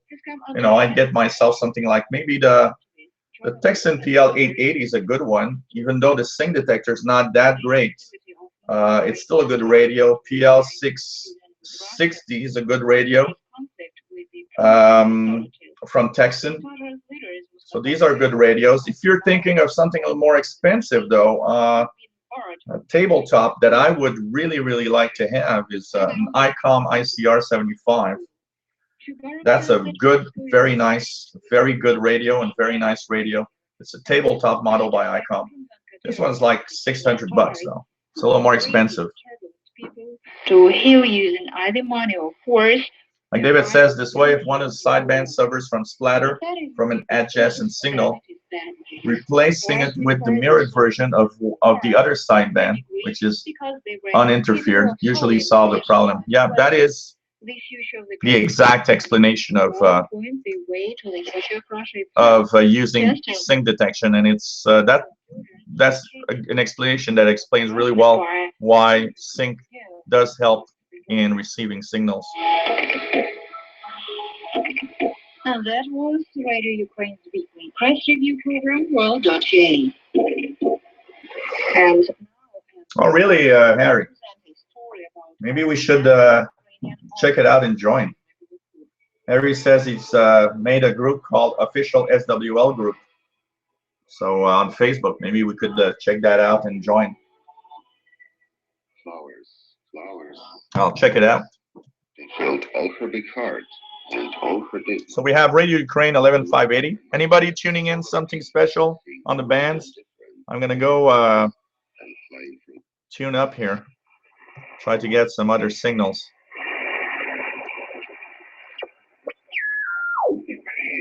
Yo tengo que recibirla, ¿no? Cuando sabemos que es un don que no se merece nadie. Sin embargo, sigue siendo, digamos, la cúspide de la vida cristiana, la Eucaristía.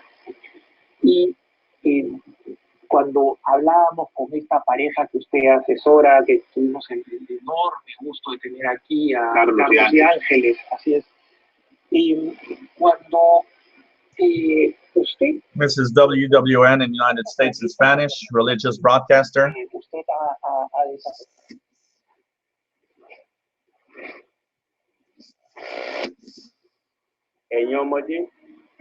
WTWW 12105.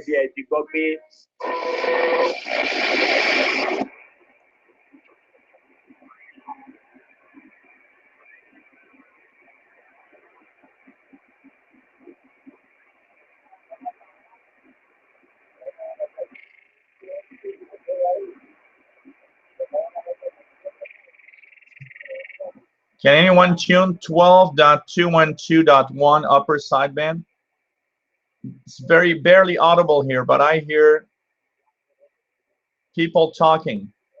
12.212.1 upper sideband. Very, very weak here.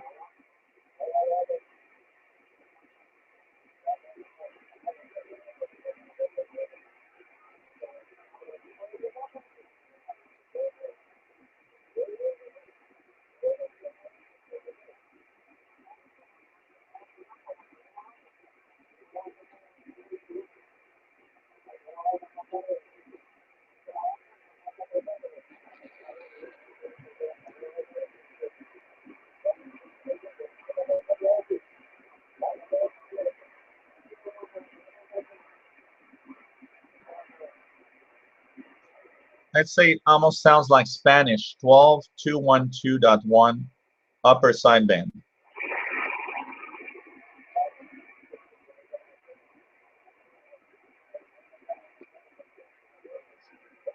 Take care, Harry. Hope to see you soon. Take care, my friend.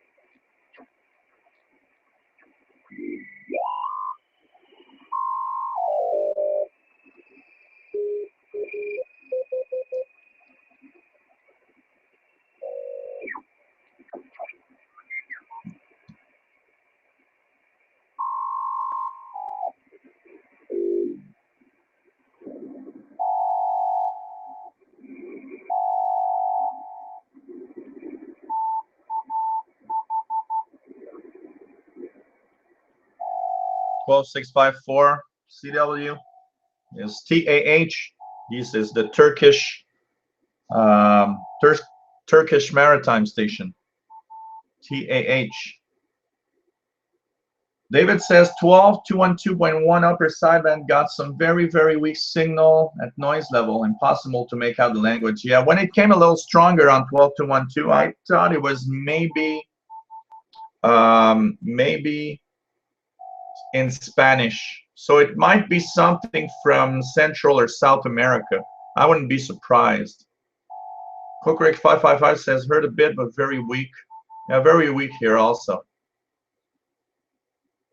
Nissan Greenwich says, I used to live in Montreal, and one of my favorite frequency was 5696 U.S. Coast Guard.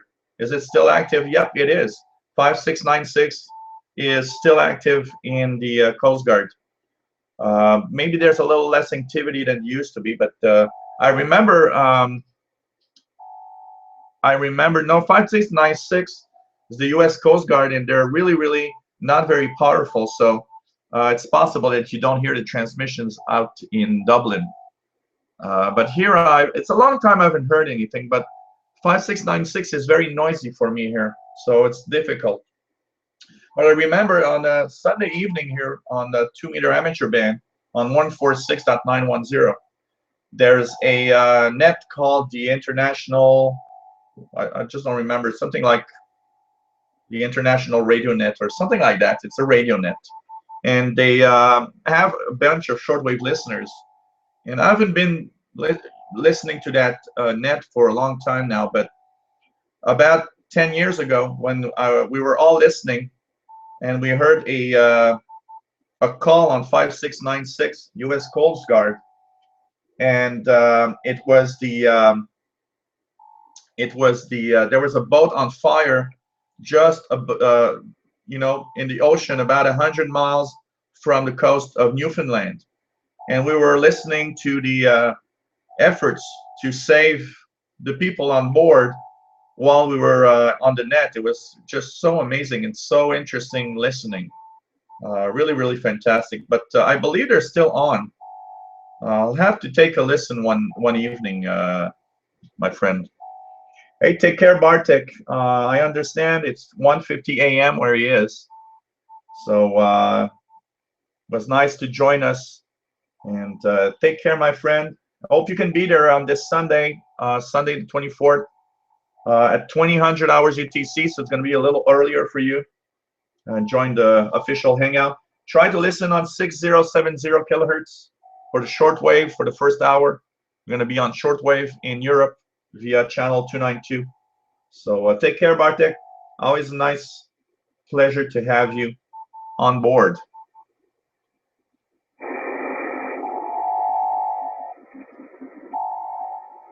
Look, 555 says 14 on 14295. It's the amateur radio band.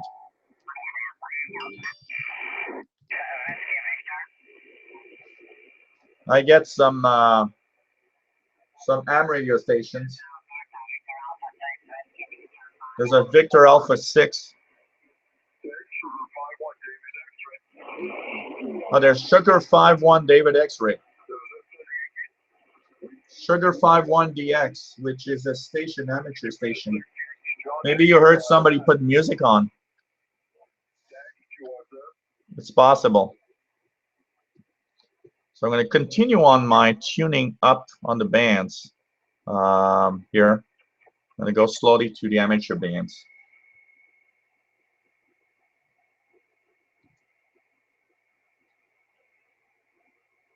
Dennis says, could barely hear something on 12212. Yeah, it was very weak.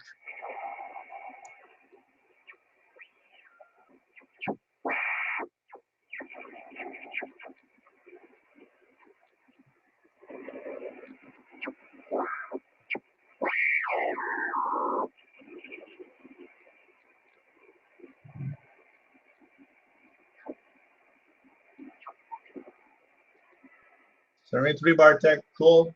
Take care.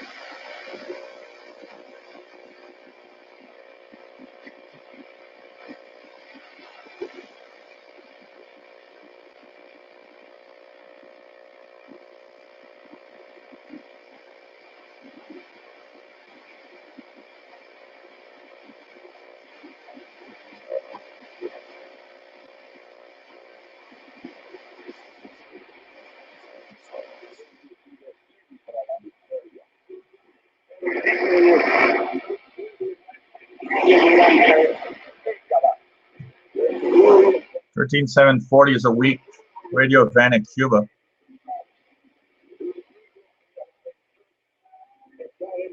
Yeah, Andrew, the buzz on 11.523.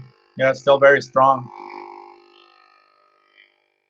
I would think that that is a Russian over the radar thing. So this would be a radar from Russia. Maybe that's the new way it is now. The same that I don't know if you remember, Andrew, the woodpecker. In the 80s, we had a woodpecker, and I think this is the modern version of the woodpecker. It's a radar from Russia that scans for you know, planes and missiles and stuff like that.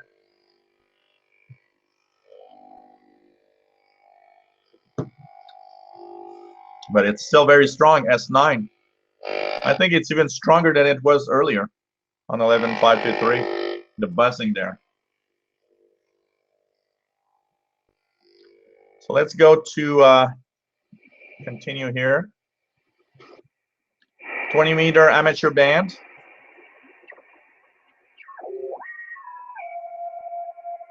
Lots of BPSK31 signals on 14070. JT65 on 14076. Some radio teletype on 14080.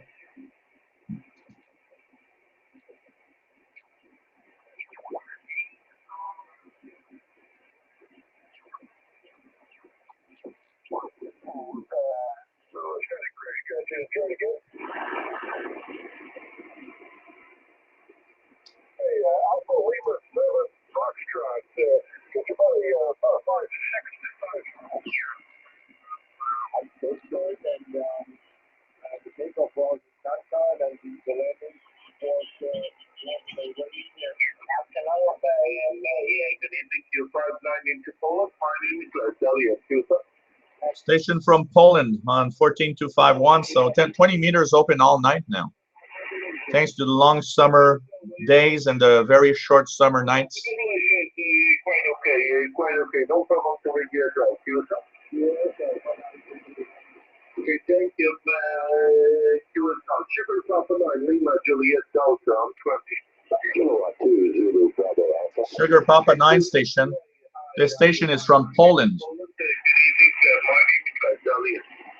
Good evening, my name is Bill, Bravo India Lima Lima. You are 59.20 in the North Carolina, over. Okay, thank you, Bill, and welcome for the first time. Nice to meet you. Thank you very much. Yeah, and you know what? It's S9 here, and it's such a large frequency range too. It's not something that's narrow. You know, it must be really powerful, because not only is it strong even here, but the fact that it's such a wide signal means there's a lot of power to drive that out. Okay, thank you. You're flight is 757, and that's it.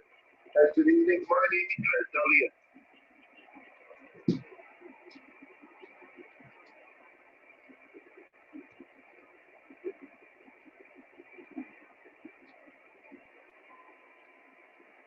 Okay, everyone, video from Massachusetts. What's your name, please?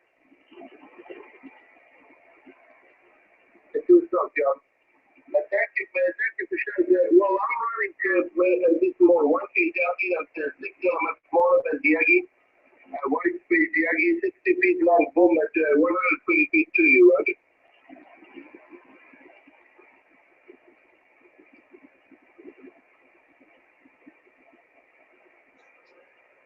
Yeah, like Harry is testing the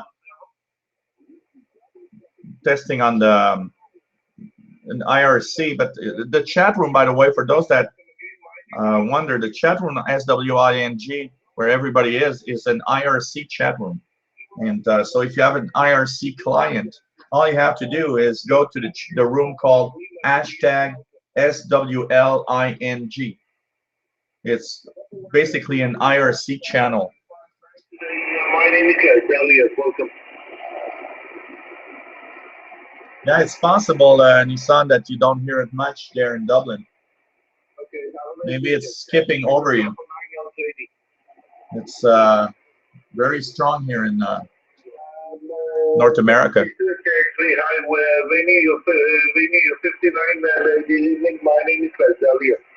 The guy is at S7, quite a good signal from Poland. Okay, thank you. Massimo Favela, let's see, 903 Georgia.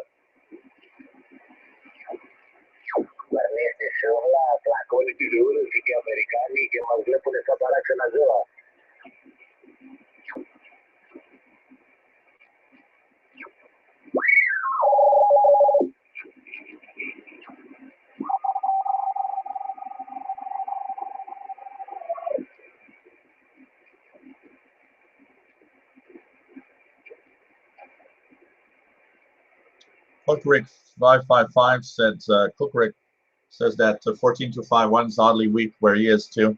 Yeah.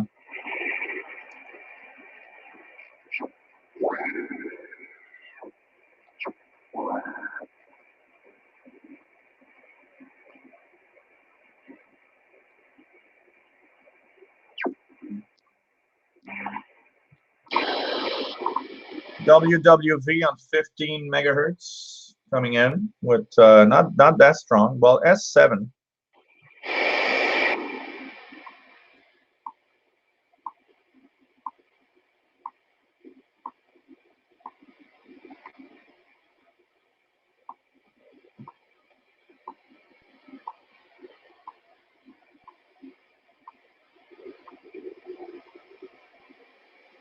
Hey, 1990 Sunbird, hi, welcome to the Hangout. Nice to see you again. Really nice. Mr. Talking Machine, found the site, browsing it right now. I do lack a transmitter, but with the receivers I have got to work. I hear broadcasts from Asia time to time. Listening from the city has proven to be, yeah, listening from the city is difficult. It's always very difficult to listen from the city. So thanks, Dennis, for sharing my posts on Twitter and the chat room and everything. It's always nice and welcome.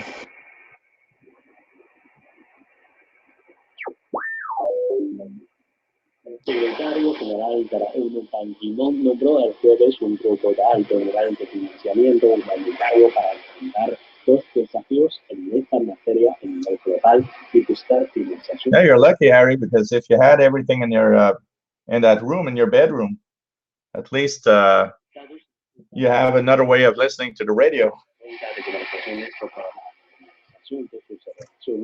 Y la reapertura de embajadas sin resultados, pero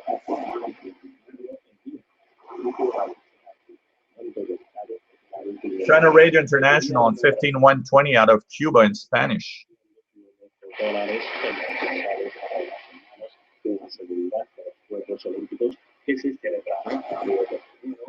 Jean-François, that would be one of my, if I had the 600 to spend, that would be my, probably one of my choices. Jean-François is asking me what I think of the Alinco DX SR8T desktop receiver. And the reviews that I've seen everywhere gives it a great score on the radio itself. Apparently, it's a very good receiver. And the only negative that I see out of it is two things. Because it's small, all the controls are crammed, jammed, very close together. So if you've got big hands like me, because I've got big fingers, I've got big chubby fingers. And apparently the controls are a little close. So I can see that it might be a problem. And the other thing is it doesn't come with a power supply. So if you don't have a power supply, you have to think about getting a power supply. So for someone that doesn't have anything, you have to add like $100 to the price of the receiver. Here I wouldn't have any problems because I've got you know, a 12-volt power supply. I've got 12-volt lead acid batteries. I would be able to use it without any problems. But I like to have it because I would see myself doing some de-expeditions in a quiet environment with such a radio, which is pretty good. Apparently, the receiver itself is fantastic. And so, you know what? If I had 600, I would probably get one, because that's about the price it is here in Canada. And it does look like a great radio. It's just the power supply for the people. Hey, Doug, no problem. As you wish. I'll try to remember that. I remember the names of people slowly and surely. So from time to time, I see your handles. I can call you by your name instead of calling you by the handle and stuff like that. But cool. I'll try to remember that. And nice to see you. I do remember seeing you regularly. I remember the people that come back, but sometimes I don't remember the name. So yeah, the Alenco DX SR8T, I'd like to have one of those, and apparently it's good. Are you thinking of buying one eventually, or just by curiosity? Because there's also the ICOM ICR75 that's very good and pretty much in the same price range.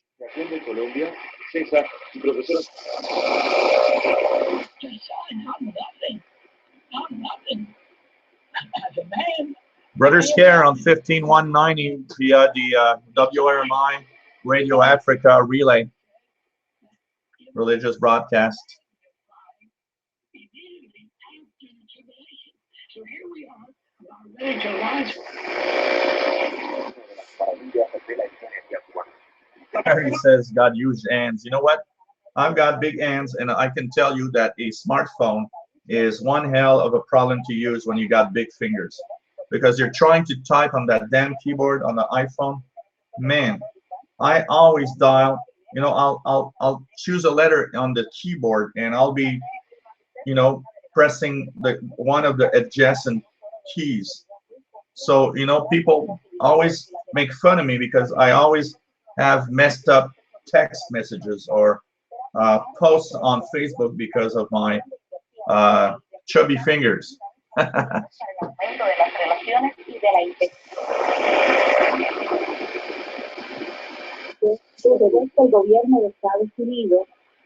Radio Havana, Cuba, 15370.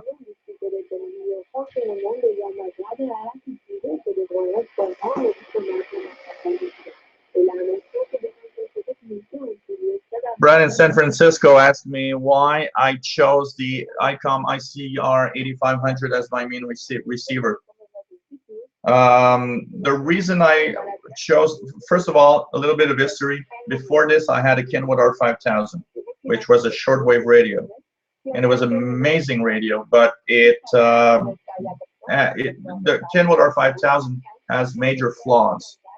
With time, they used like a kind of a beeswax compound on the circuit board. With humidity, it becomes kind of acid, and with years of use, it actually short circuits parts.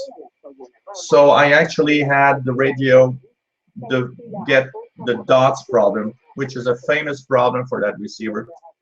And so what happened is I had two choices: get it fixed, or simply buy another one.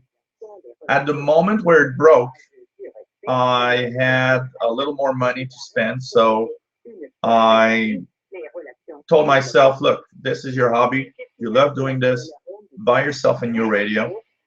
The Kenwood 5000 is at a friend's house, and it's being well used, and I'm happy for that.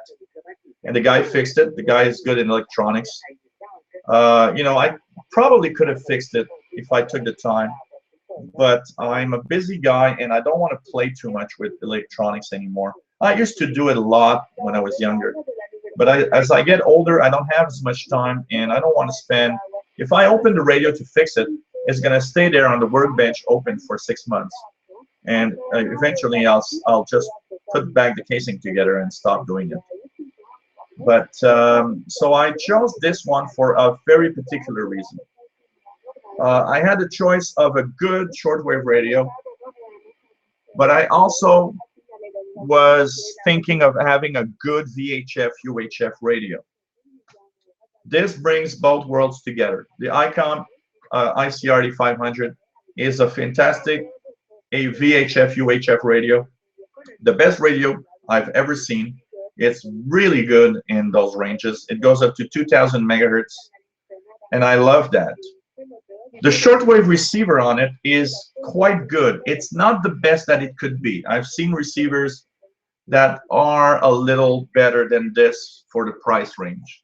But it's good enough for what I want to do with it, and it's good enough to DX. And so I took this radio for that reason.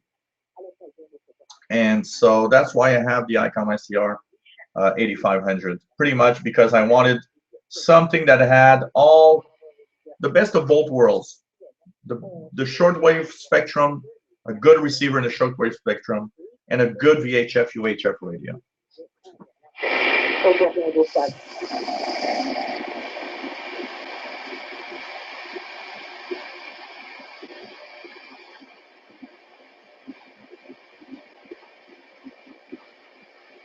The high bands are getting quiet. Here's starting to get dark now.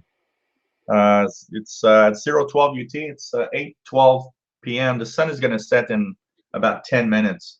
So I'm going to go back down. Let's go to, I'm going to try the 80 meter band. I've never, I think, really tried it while doing a hangout live. Let's see if there's some AM stations.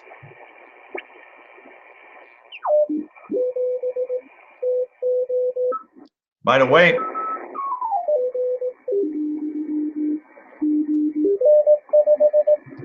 on this frequency, 3581.5, this is W1AW, which is the American Radio Relay League station. They broadcast CW bulletins for people to practice the Morse code. So, hey, David has to leave. Yeah, I imagine it's very late in Spain. I know it's late for you guys in Europe. Sorry for that. Sunday, the hangout at 2000 is earlier, so you guys are going to have a little more time to get it early. So take care. It's always nice to see you, David. Always fun to have you on the hangout. And I'm not going to continue on too much. I think we're slowly wrapping things up. So we'll see. I don't think I'll have 3 more hours to watch. So take care, David. Always nice. And don't forget about the shortwave hangout on Sunday, 2000 hours UTC. And try to listen on 6070 kilohertz the first hour via channel 292 on shortwave. Take care. Always a pleasure. So the ARL has this CW bulletin, and it's a practice bulletin, and it's on multiple frequencies, 3581.5. The other one I think is 7.047. Yeah, 7047.5. Maybe you guys in Europe could hear this one, 704.5 in CW mode. This is a Morse code bulletin, basically, that is sent out for everybody that wants to practice Morse code.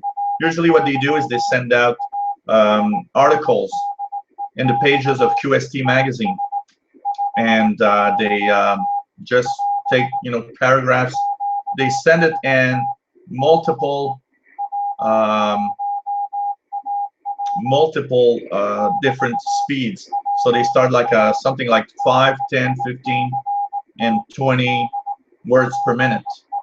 If you want to practice at different speeds, decoding Morse code signals. So it's a great thing to learn Morse code for anyone that wants to become amateur radio operator. So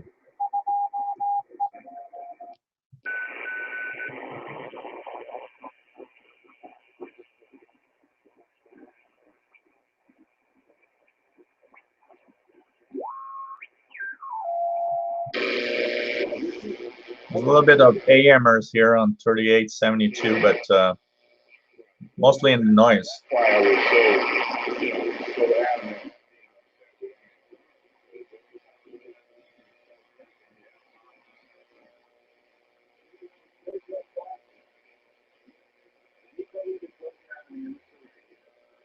By the way, I'm going to try for pirates. Let's see if there's any pirates.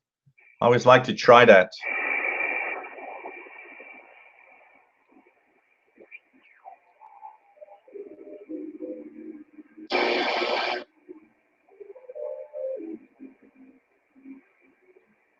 Yeah, there's a pirate on 6935, but it's kind of difficult here.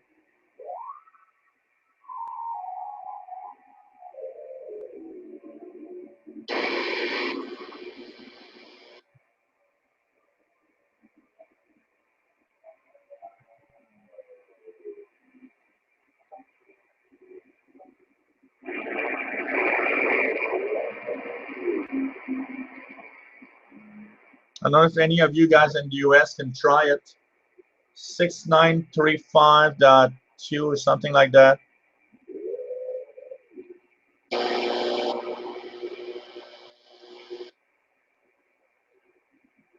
I think it's an upper sideband. Around 6935 upper sideband is a pirate. Anyone in the US hearing it?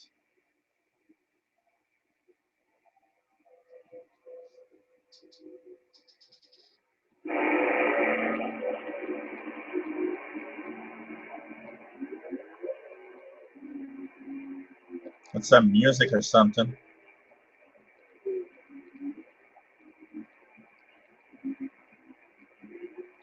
And check the HF Underground pirate chat room to see what.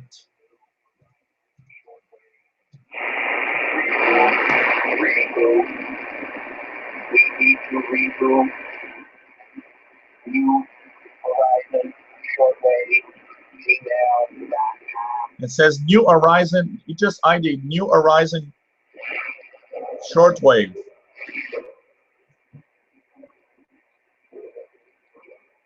(6935) upper sideband.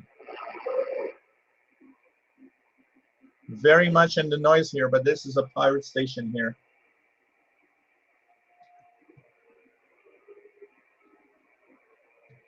Like, look at HF Underground, just to confirm that it's logged here. Yeah, New Horizon shortwave, 6934.96.97, 6934.96.97. This is a local pirate here. New Horizon shortwave. This is the first pirate. The first time I hear this pirate. I've heard many pirates, but New Horizon shortwave is the first pirate I've actually. The first time I hear this pirate specifically. Interesting.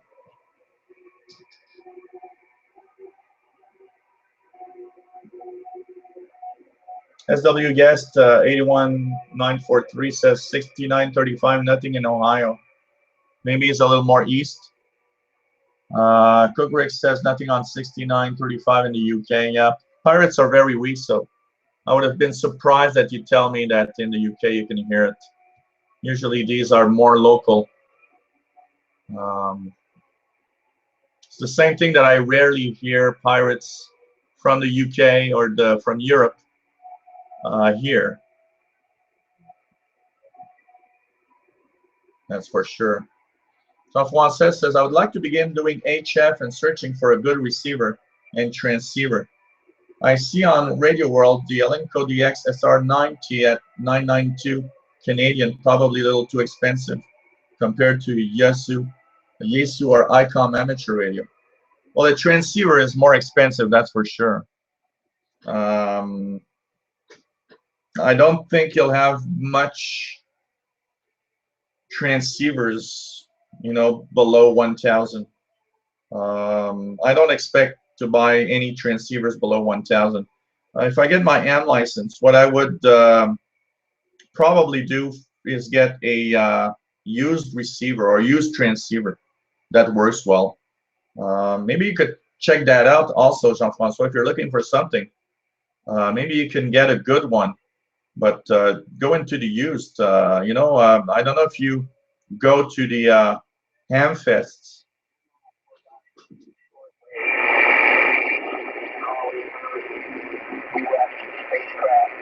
New horizon, shortwave, calling Earth. We have awakened from our slumber and approaching Pluto on schedule. Need command, need command. Horizon, new horizon, shortwave.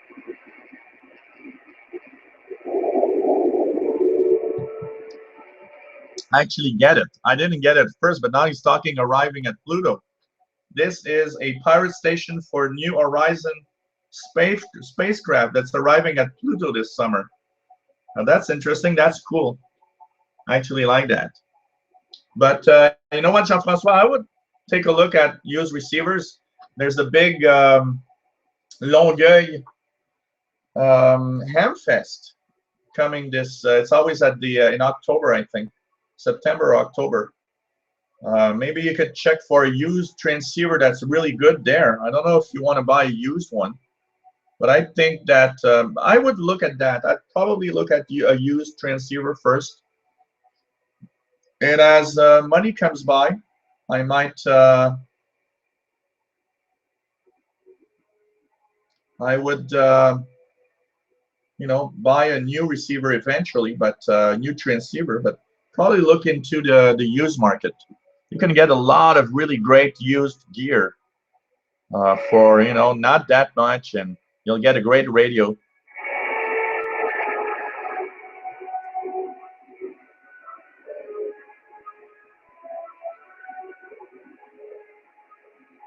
Harry says he's got a transceiver for £8, which is like 15 Canadian dollars.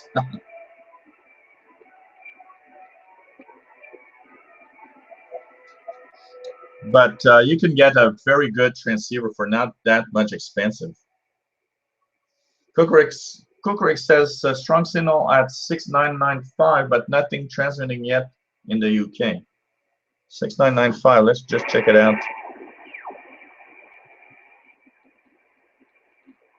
Nothing here.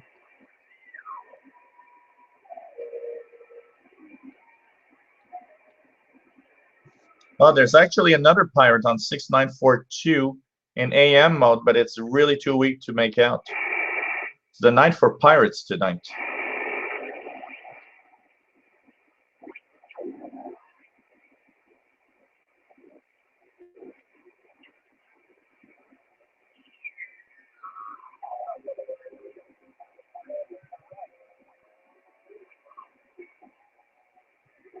So it's interesting to see that.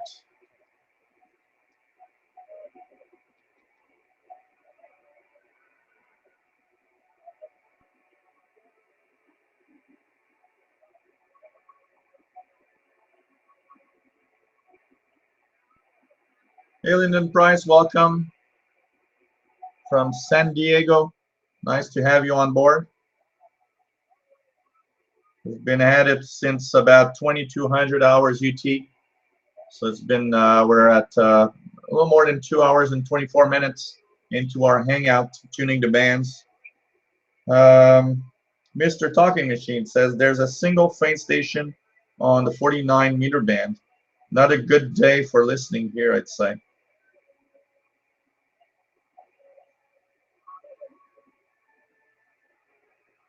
Doug says, I'm getting 7.37 megahertz clear in Tweed, Ontario, Canada. And it's in Spanish, and you can call me Doug. Yeah, I'll call you Doug. No problem. No problem, my friend. Pirate's getting stronger, though, on S9. Good S9 now. 6934.97. It's pretty much the frequency where you can listen to. 96.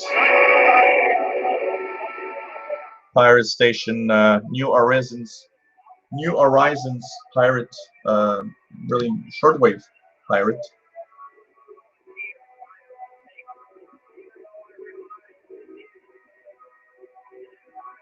Cooper says the squeaky wheel has two transmissions, one on 7010 USB and 3829. Never really heard the squeaky wheel much.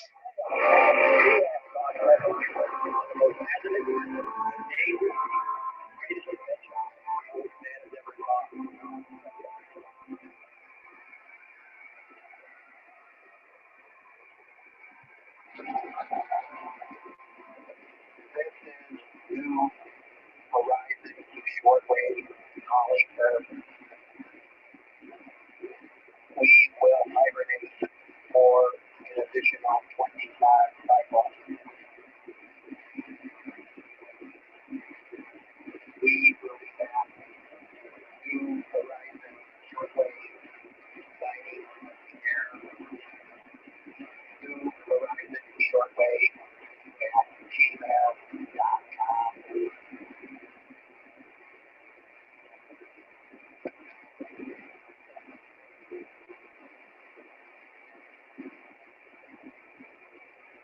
I think he just left shortwave band. 6934.97. New Horizons pirate. So let's go down to the 49-meter band, tune a little bit up, see what there is.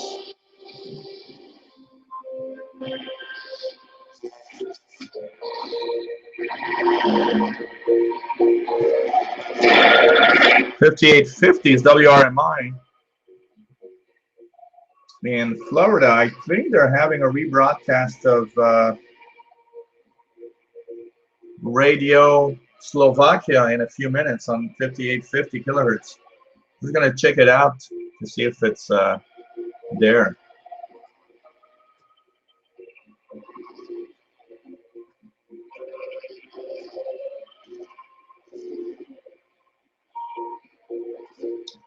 Sean in Tampa Bay, Florida, saying hi. I think it's the first time he's tuning in the Hangouts, but he's watched hundreds of my videos, and he finds it really, really interesting.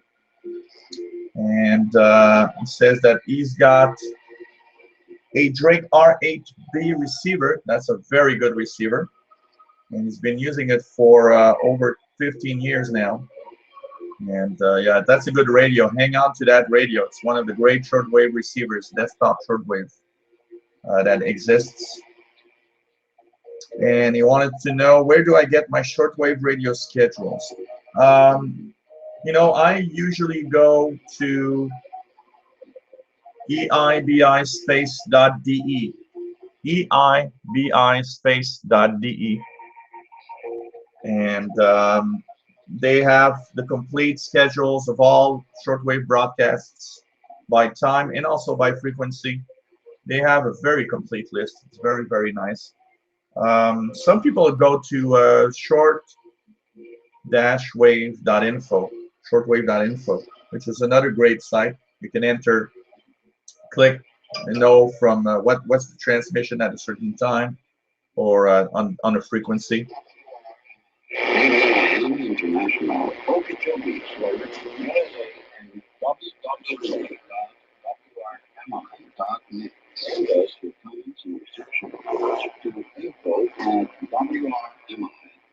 WRMI, PO Box 52652, Miami, Florida, 83152, USA. Yeah. Radio Slovakia retransmission from WRMI on 5850 kilohertz in English. International, where I'll just you every day with the latest news, features, and information. Again, with the new tagline. Slovakia is to diversify natural gas flow. Yeah, Kukurik, I do get 4625. I sometimes get the buzzer at night. I don't get it often, but I get it from time to time, the buzzer on 4625. I also get the buzzer on the 13, something like 13900 in the upper 13 megahertz frequency range. in the daytime. An agreement would sweep the countries of Central and Southeast Asia to collectively seek new sources of natural gas and transport links. Slovakia did that at the Aviation Partnership Summit. Together with Jordanian, Bulgarian, and Romanian foreign affairs ministers, the Slovak ministers signed a memorandum which expresses political support for interconnecting existing infrastructure to new sources of gas supply.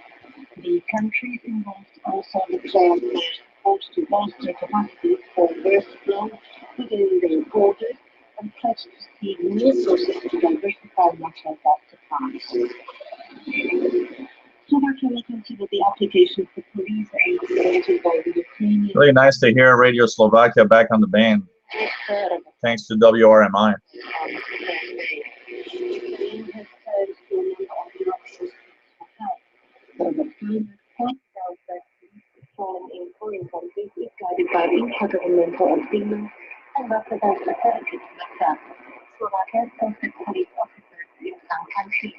For instance, there are specialists on organized crime in Bulgaria and Romania, but those are individuals rather than units, that is the Interior Minister. The Secret Service Center Forum was held in Bratislava on Thursday. The United States Ambassador to Slovakia, Pierre Frederick, stated that the investigative as well as the newest measures in the spheres of labor and taxes would work to reduce the competitiveness of Slovakia. It can be competitive in very highly educated labor force, so according to the head of U.S. diplomacy, Slovakia is necessary therefore to integrate its education system with the needs of international campaigns. Education Ministry State Secretary Romanian pointed out that Slovak schools already have a degree of autonomy when it comes to the creation of study programs. Parliamentary debate on planning funds initiated by the opposition was held on Thursday. Vice Premier for Investment, Lubomir Važny, was the main speaker. As he informed, the reason Slovakia wouldn't be able to draw EU funds to a considerable extent this year has already been tackled. According to him, the government will attempt to squeeze the risk down to many festivals also in the Yeah, well, 5850 I know is jammed from time to time because the other day I tried to tune it and I couldn't hear anything. And I'm wondering if it's not Cuba jamming 5850 because they don't want to have the WRMI stuff going to Cuba. They celebrate the 2 rounds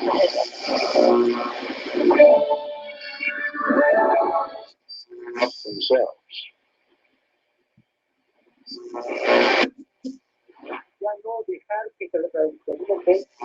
Rio's governor before it came here. 100 people in Rio. China Radio International in 6020 in English with this comes from Albania.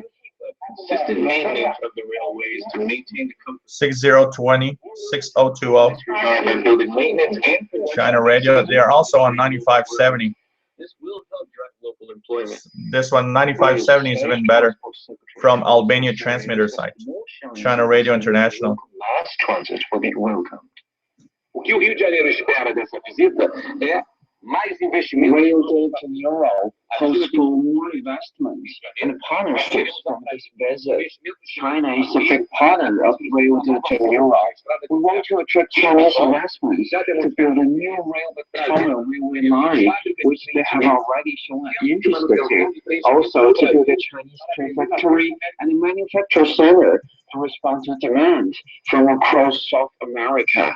At the same time, the concern notes both the Chinese and Brazilian governments have also agreed to increase cooperation in industrial capacity. This is the term being used to describe Chinese investment in existing Brazilian industrial firms. China is willing to cooperate with Brazil in areas such as the manufacturing of automobiles, shipping, steel, and building materials. We don't just want to export our equipment. We want to help build factories and assembly lines in Rio to increase local employment. We promise Chinese companies will also fulfill their social responsibilities. The cooperation in industrial capacity with an eye on the environment can only produce mutual benefits. Premier Li Keqiang arrived in Rio after signing a series of trade agreements with Brazilian President Dilma Rousseff in Brasilia, worth some 27 billion US dollars. A joint fund will be set up for industrial capacity cooperation to finance bilateral projects in infrastructure construction. Li Keqiang's Latin America tour also includes stops in Colombia, Peru, and Chile. That's Gigi with the report.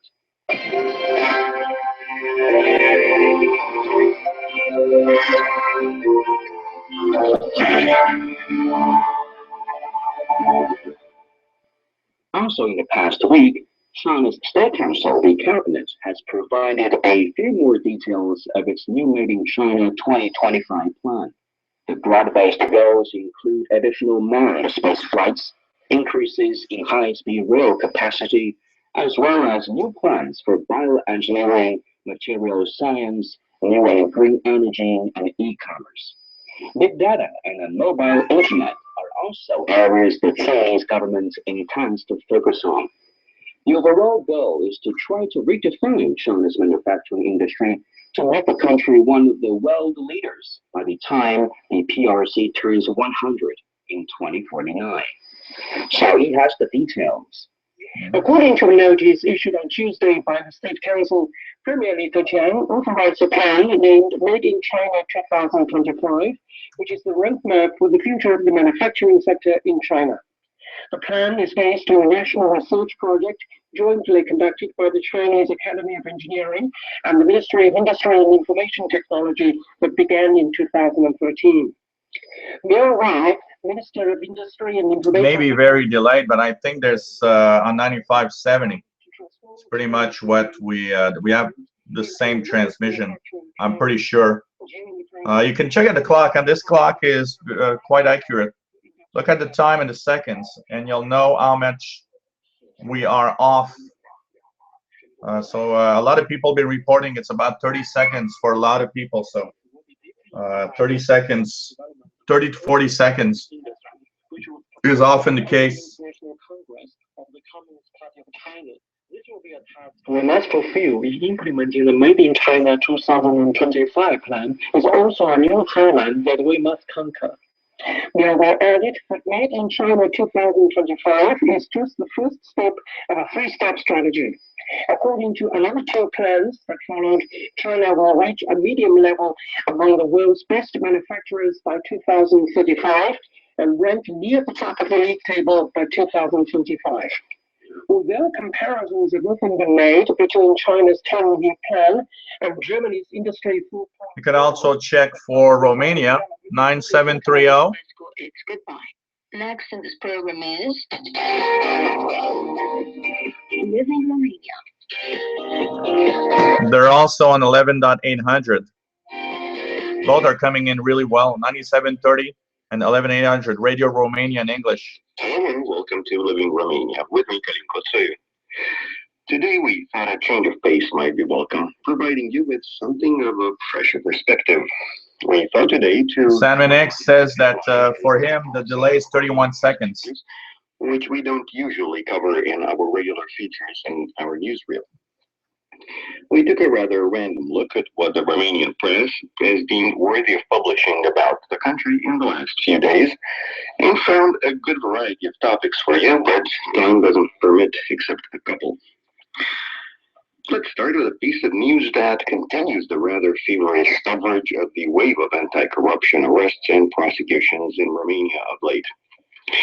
7 public figures were prosecuted, 6 were found guilty and sentenced in the ongoing series of trials around corruption associated with former state-owned oil company Rompetrol.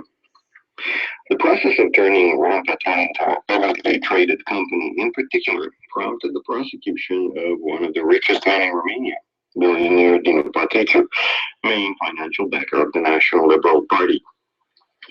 This time, the most... Let's try something here, 15590. We can see that the low solar flux is really not good. 15590 is Radio Thailand, and I usually receive it very well here in Montreal. No sign of Radio Thailand 15590. It shows that the solar flux below 100 doesn't make Thailand propagate up to here. So that's pretty bad. Hey Dennis, Trenton military 6745.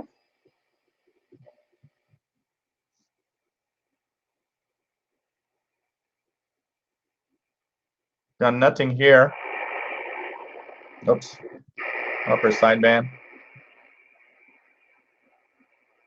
Got nothing on 6745. The Communist Party, as well as active political officers or collaborators, and even KGB informers. In a hugely ironic twist, he admitted to have been a Securitate informer himself starting in 1973. However, he claimed that he only provided information for anti-terrorism purposes. He enlisted in the National Liberal Party in 2012 and became a Liberal senator, and was kicked out of the party in early 2014. Getting back to the article that started all this, it is a simple update to a very complex story which goes back, as many other things in Romania, to the controversial fall of the communist regime in 1989. Stay tuned for more in our future broadcasts. On a more optimistic note, good news in an area not normally associated with Romania, unfortunately. Large-scale high-technology projects. This type of project used to be quite an obsession for Ceausescu and his regime, which built the only nuclear power plant in Romania, closely affiliated with the foremost physics institute in the country, that in Măgurele. The institute is involved in a major European project. Andrew says Radio Romania is 9+20 on 9730. Radio Romania up there with CRI on broadcast strength. And he's got a 35-second delay on the feed, which is about what people have between 30 and 40 seconds most of the time. Oh, 6754. The article shows the project. Oh wow, it's really strong tonight. Trenton military weather. This is the Canadian Forces Trenton military in Ontario with their weather broadcast for the military. 6754 upper sideman, really strong. I rarely get it as strong as this. Dew point 4, altimeter 1008 hectopascal. Break. Log gas, no report received. Break. Press width, no report received. Break. Log gas, no report received.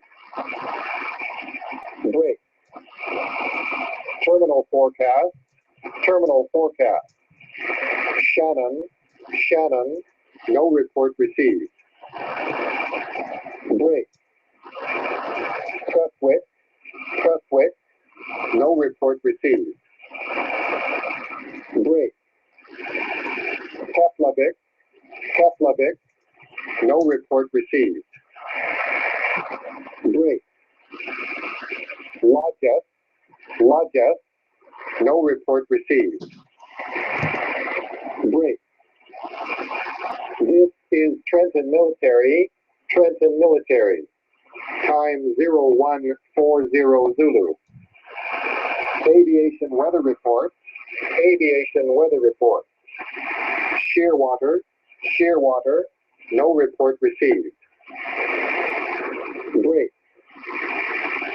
Greenwood, no report received. Break.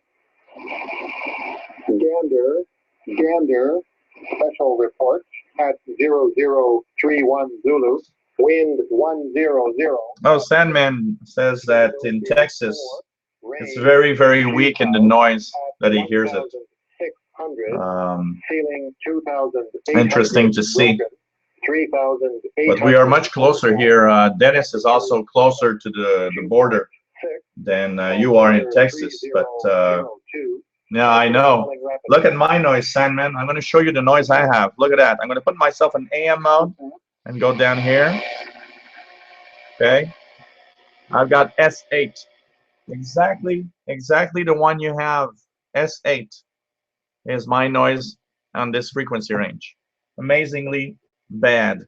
I'd love to see that needle go down. That's why this summer I'm playing with my antennas in my backyard. I'm going to try to lower the noise. I'm going crazy with this noise. But it's so strong here that actually it really is good over the noise. But I understand it's sad to have so much noise on the radio. 6, visibility 4, rain. Nissan Greenwich says Trenton S5 into Dublin. Wow, cool. 2,800. Ray says no report received from Shearwater. Well, that base is a mile from me and it's cold and rainy. You should call them, Ray, and say it's cold and rainy so they have something to report. Halifax, no report received. Break. Shearwater, no report received. Break. Greenwood, no report received. Break. Gander, special report at 0031 Zulu, wind 100 at 6, visibility 4, rain, few clouds at 1,600, ceiling 2,800 broken, 3,800 overcast, temperature 7, dew point 6, altimeter 3002, pressure falling rapidly. Break. Halifax, no report received. Break. Shearwater, no report received. Break. Greenwood, no report received. Break. Gander, special report at 0031 Zulu, wind 100 at 6, visibility 4, rain, few clouds at 1,600, ceiling 2,800 broken, 3,800 overcast, temperature 7, dew point 6, altimeter 3002, pressure falling rapidly. Break. Halifax, no report received. Break. Shearwater, no report received. Break. Terminal forecast.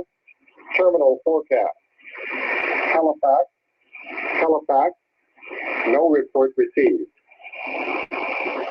Break. Gander, no report received. Break.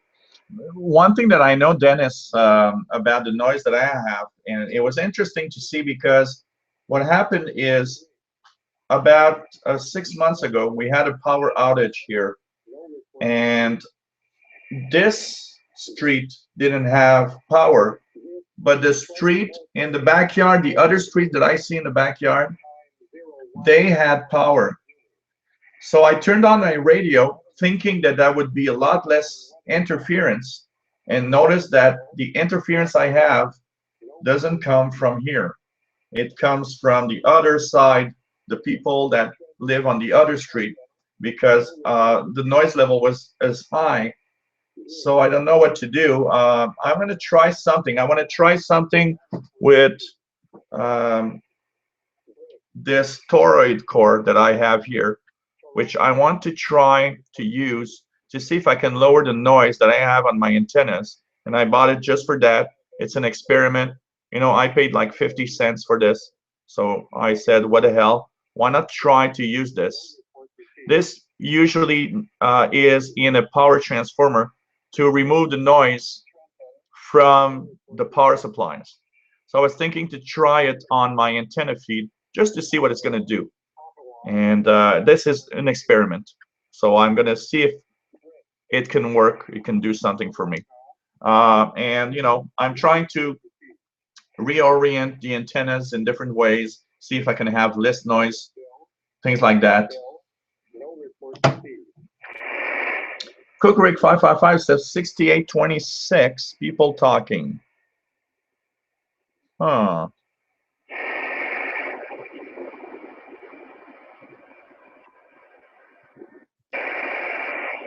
I've got nothing here on 6826.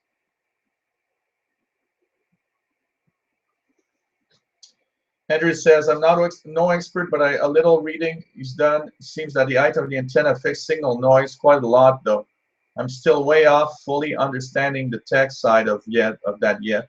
And it's indeed makes a big difference in receiving. One of the things that's bad, you know what, I'm using a long wire. And the problem with the long wire is that it really is good for shortwave, but it's also an antenna that is very, very good at receiving all the noise around it. My wire is about, wow, I'd say 15 feet off the ground. It's quite high. But I can put it higher than that, and that's what I'm looking at. There's a possibility for me to put it about 25 feet high. And I'm looking at doing that. And so by bringing it really higher, I'm thinking that I'm getting far away from the noise around me. So that's something I want to try. Put it higher. I would, you know, accept a shorter wire higher in the air. If it just gives me less noise and more signals, it's just going to be great. And the biggest problem I have is between 4 and 7 megahertz. That's where I got S9 noise. The rest of the shortwave band is a little noisy, but after doing a few tests here, I noticed that finally it's not that bad. I'm not in a bad situation compared to other people. So, you know, I'm complaining a lot, but from all the receptions that I do, I can see that I'm better off than a lot of people. So, you know, we can always complain because noise, for any shortwave listener, noise drives us totally crazy anyway.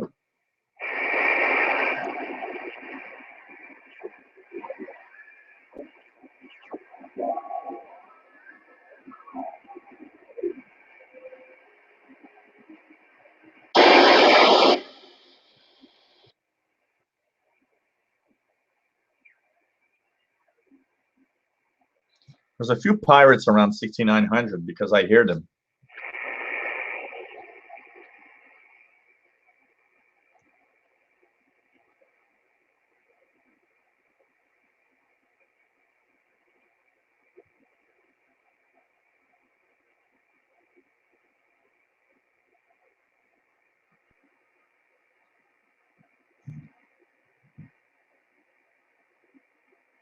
Talking Machine says he's got a blackout.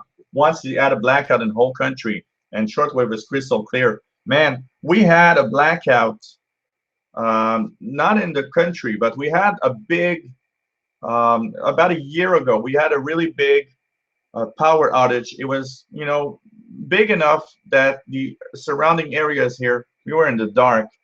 And you know what? That needle that you see here, for example, doing a S8 fell to about S1 or 2. It barely moved off the scale.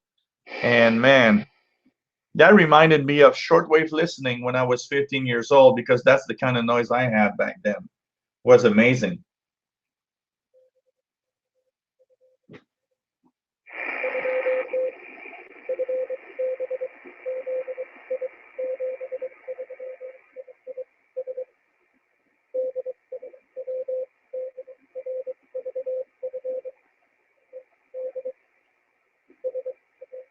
Yeah, you know what, Sandman X, about what, a month and a half ago, I did a little survey. I tuned about what, 6 or 7 different frequencies, and I asked everyone in the chat room or on the hangout to tell me how much noise they had on their S meters. And I noticed that what I have is pretty much what everybody has. I don't have more, and in some cases I even have less. So you know, being in a big city is that it's having noise. We have no choice. The only way to have very low noise is to move away from the city in a farm and have your antenna in the middle of a field where there's nobody. Okay, there you'll have something. I can see the difference when I do my shortwave, my DX expeditions in Perry Island. Man, the S meters of my portable receivers, they never move.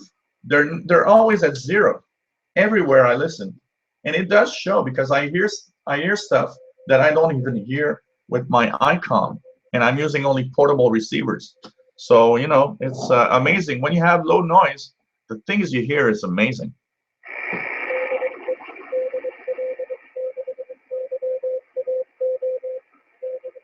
Yeah, Man in the Moon says he's got a long wire, 120 feet long, 10 feet off the ground.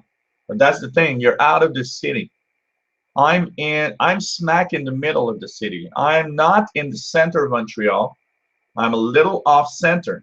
But where I am, it's still very dense in population. Here it's a 6-story building. There's one 6-story building on the other side in the backyard where my antenna is. The rest of the street is little houses. So, you know, I'm thinking of just trying to change the orientation, trying to minimize catching the noise from the neighbors if possible.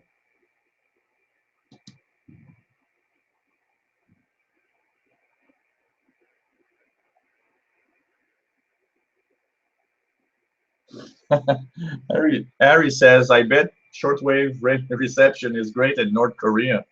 Yeah, you know what? I think it probably is. But the biggest problem is in North Korea. You know what, Harry? If you go to North Korea with one of your shortwave radios, you're going to be in jail for the rest of your life or in some kind of labor camp because you're someone that wants to destroy the government. Sentiment X says, looking forward to the big band with the PL660. Never bought a decent radio out there. Yeah, you're supposed to bring it out to do some great DX. I think you're going to have a lot of fun.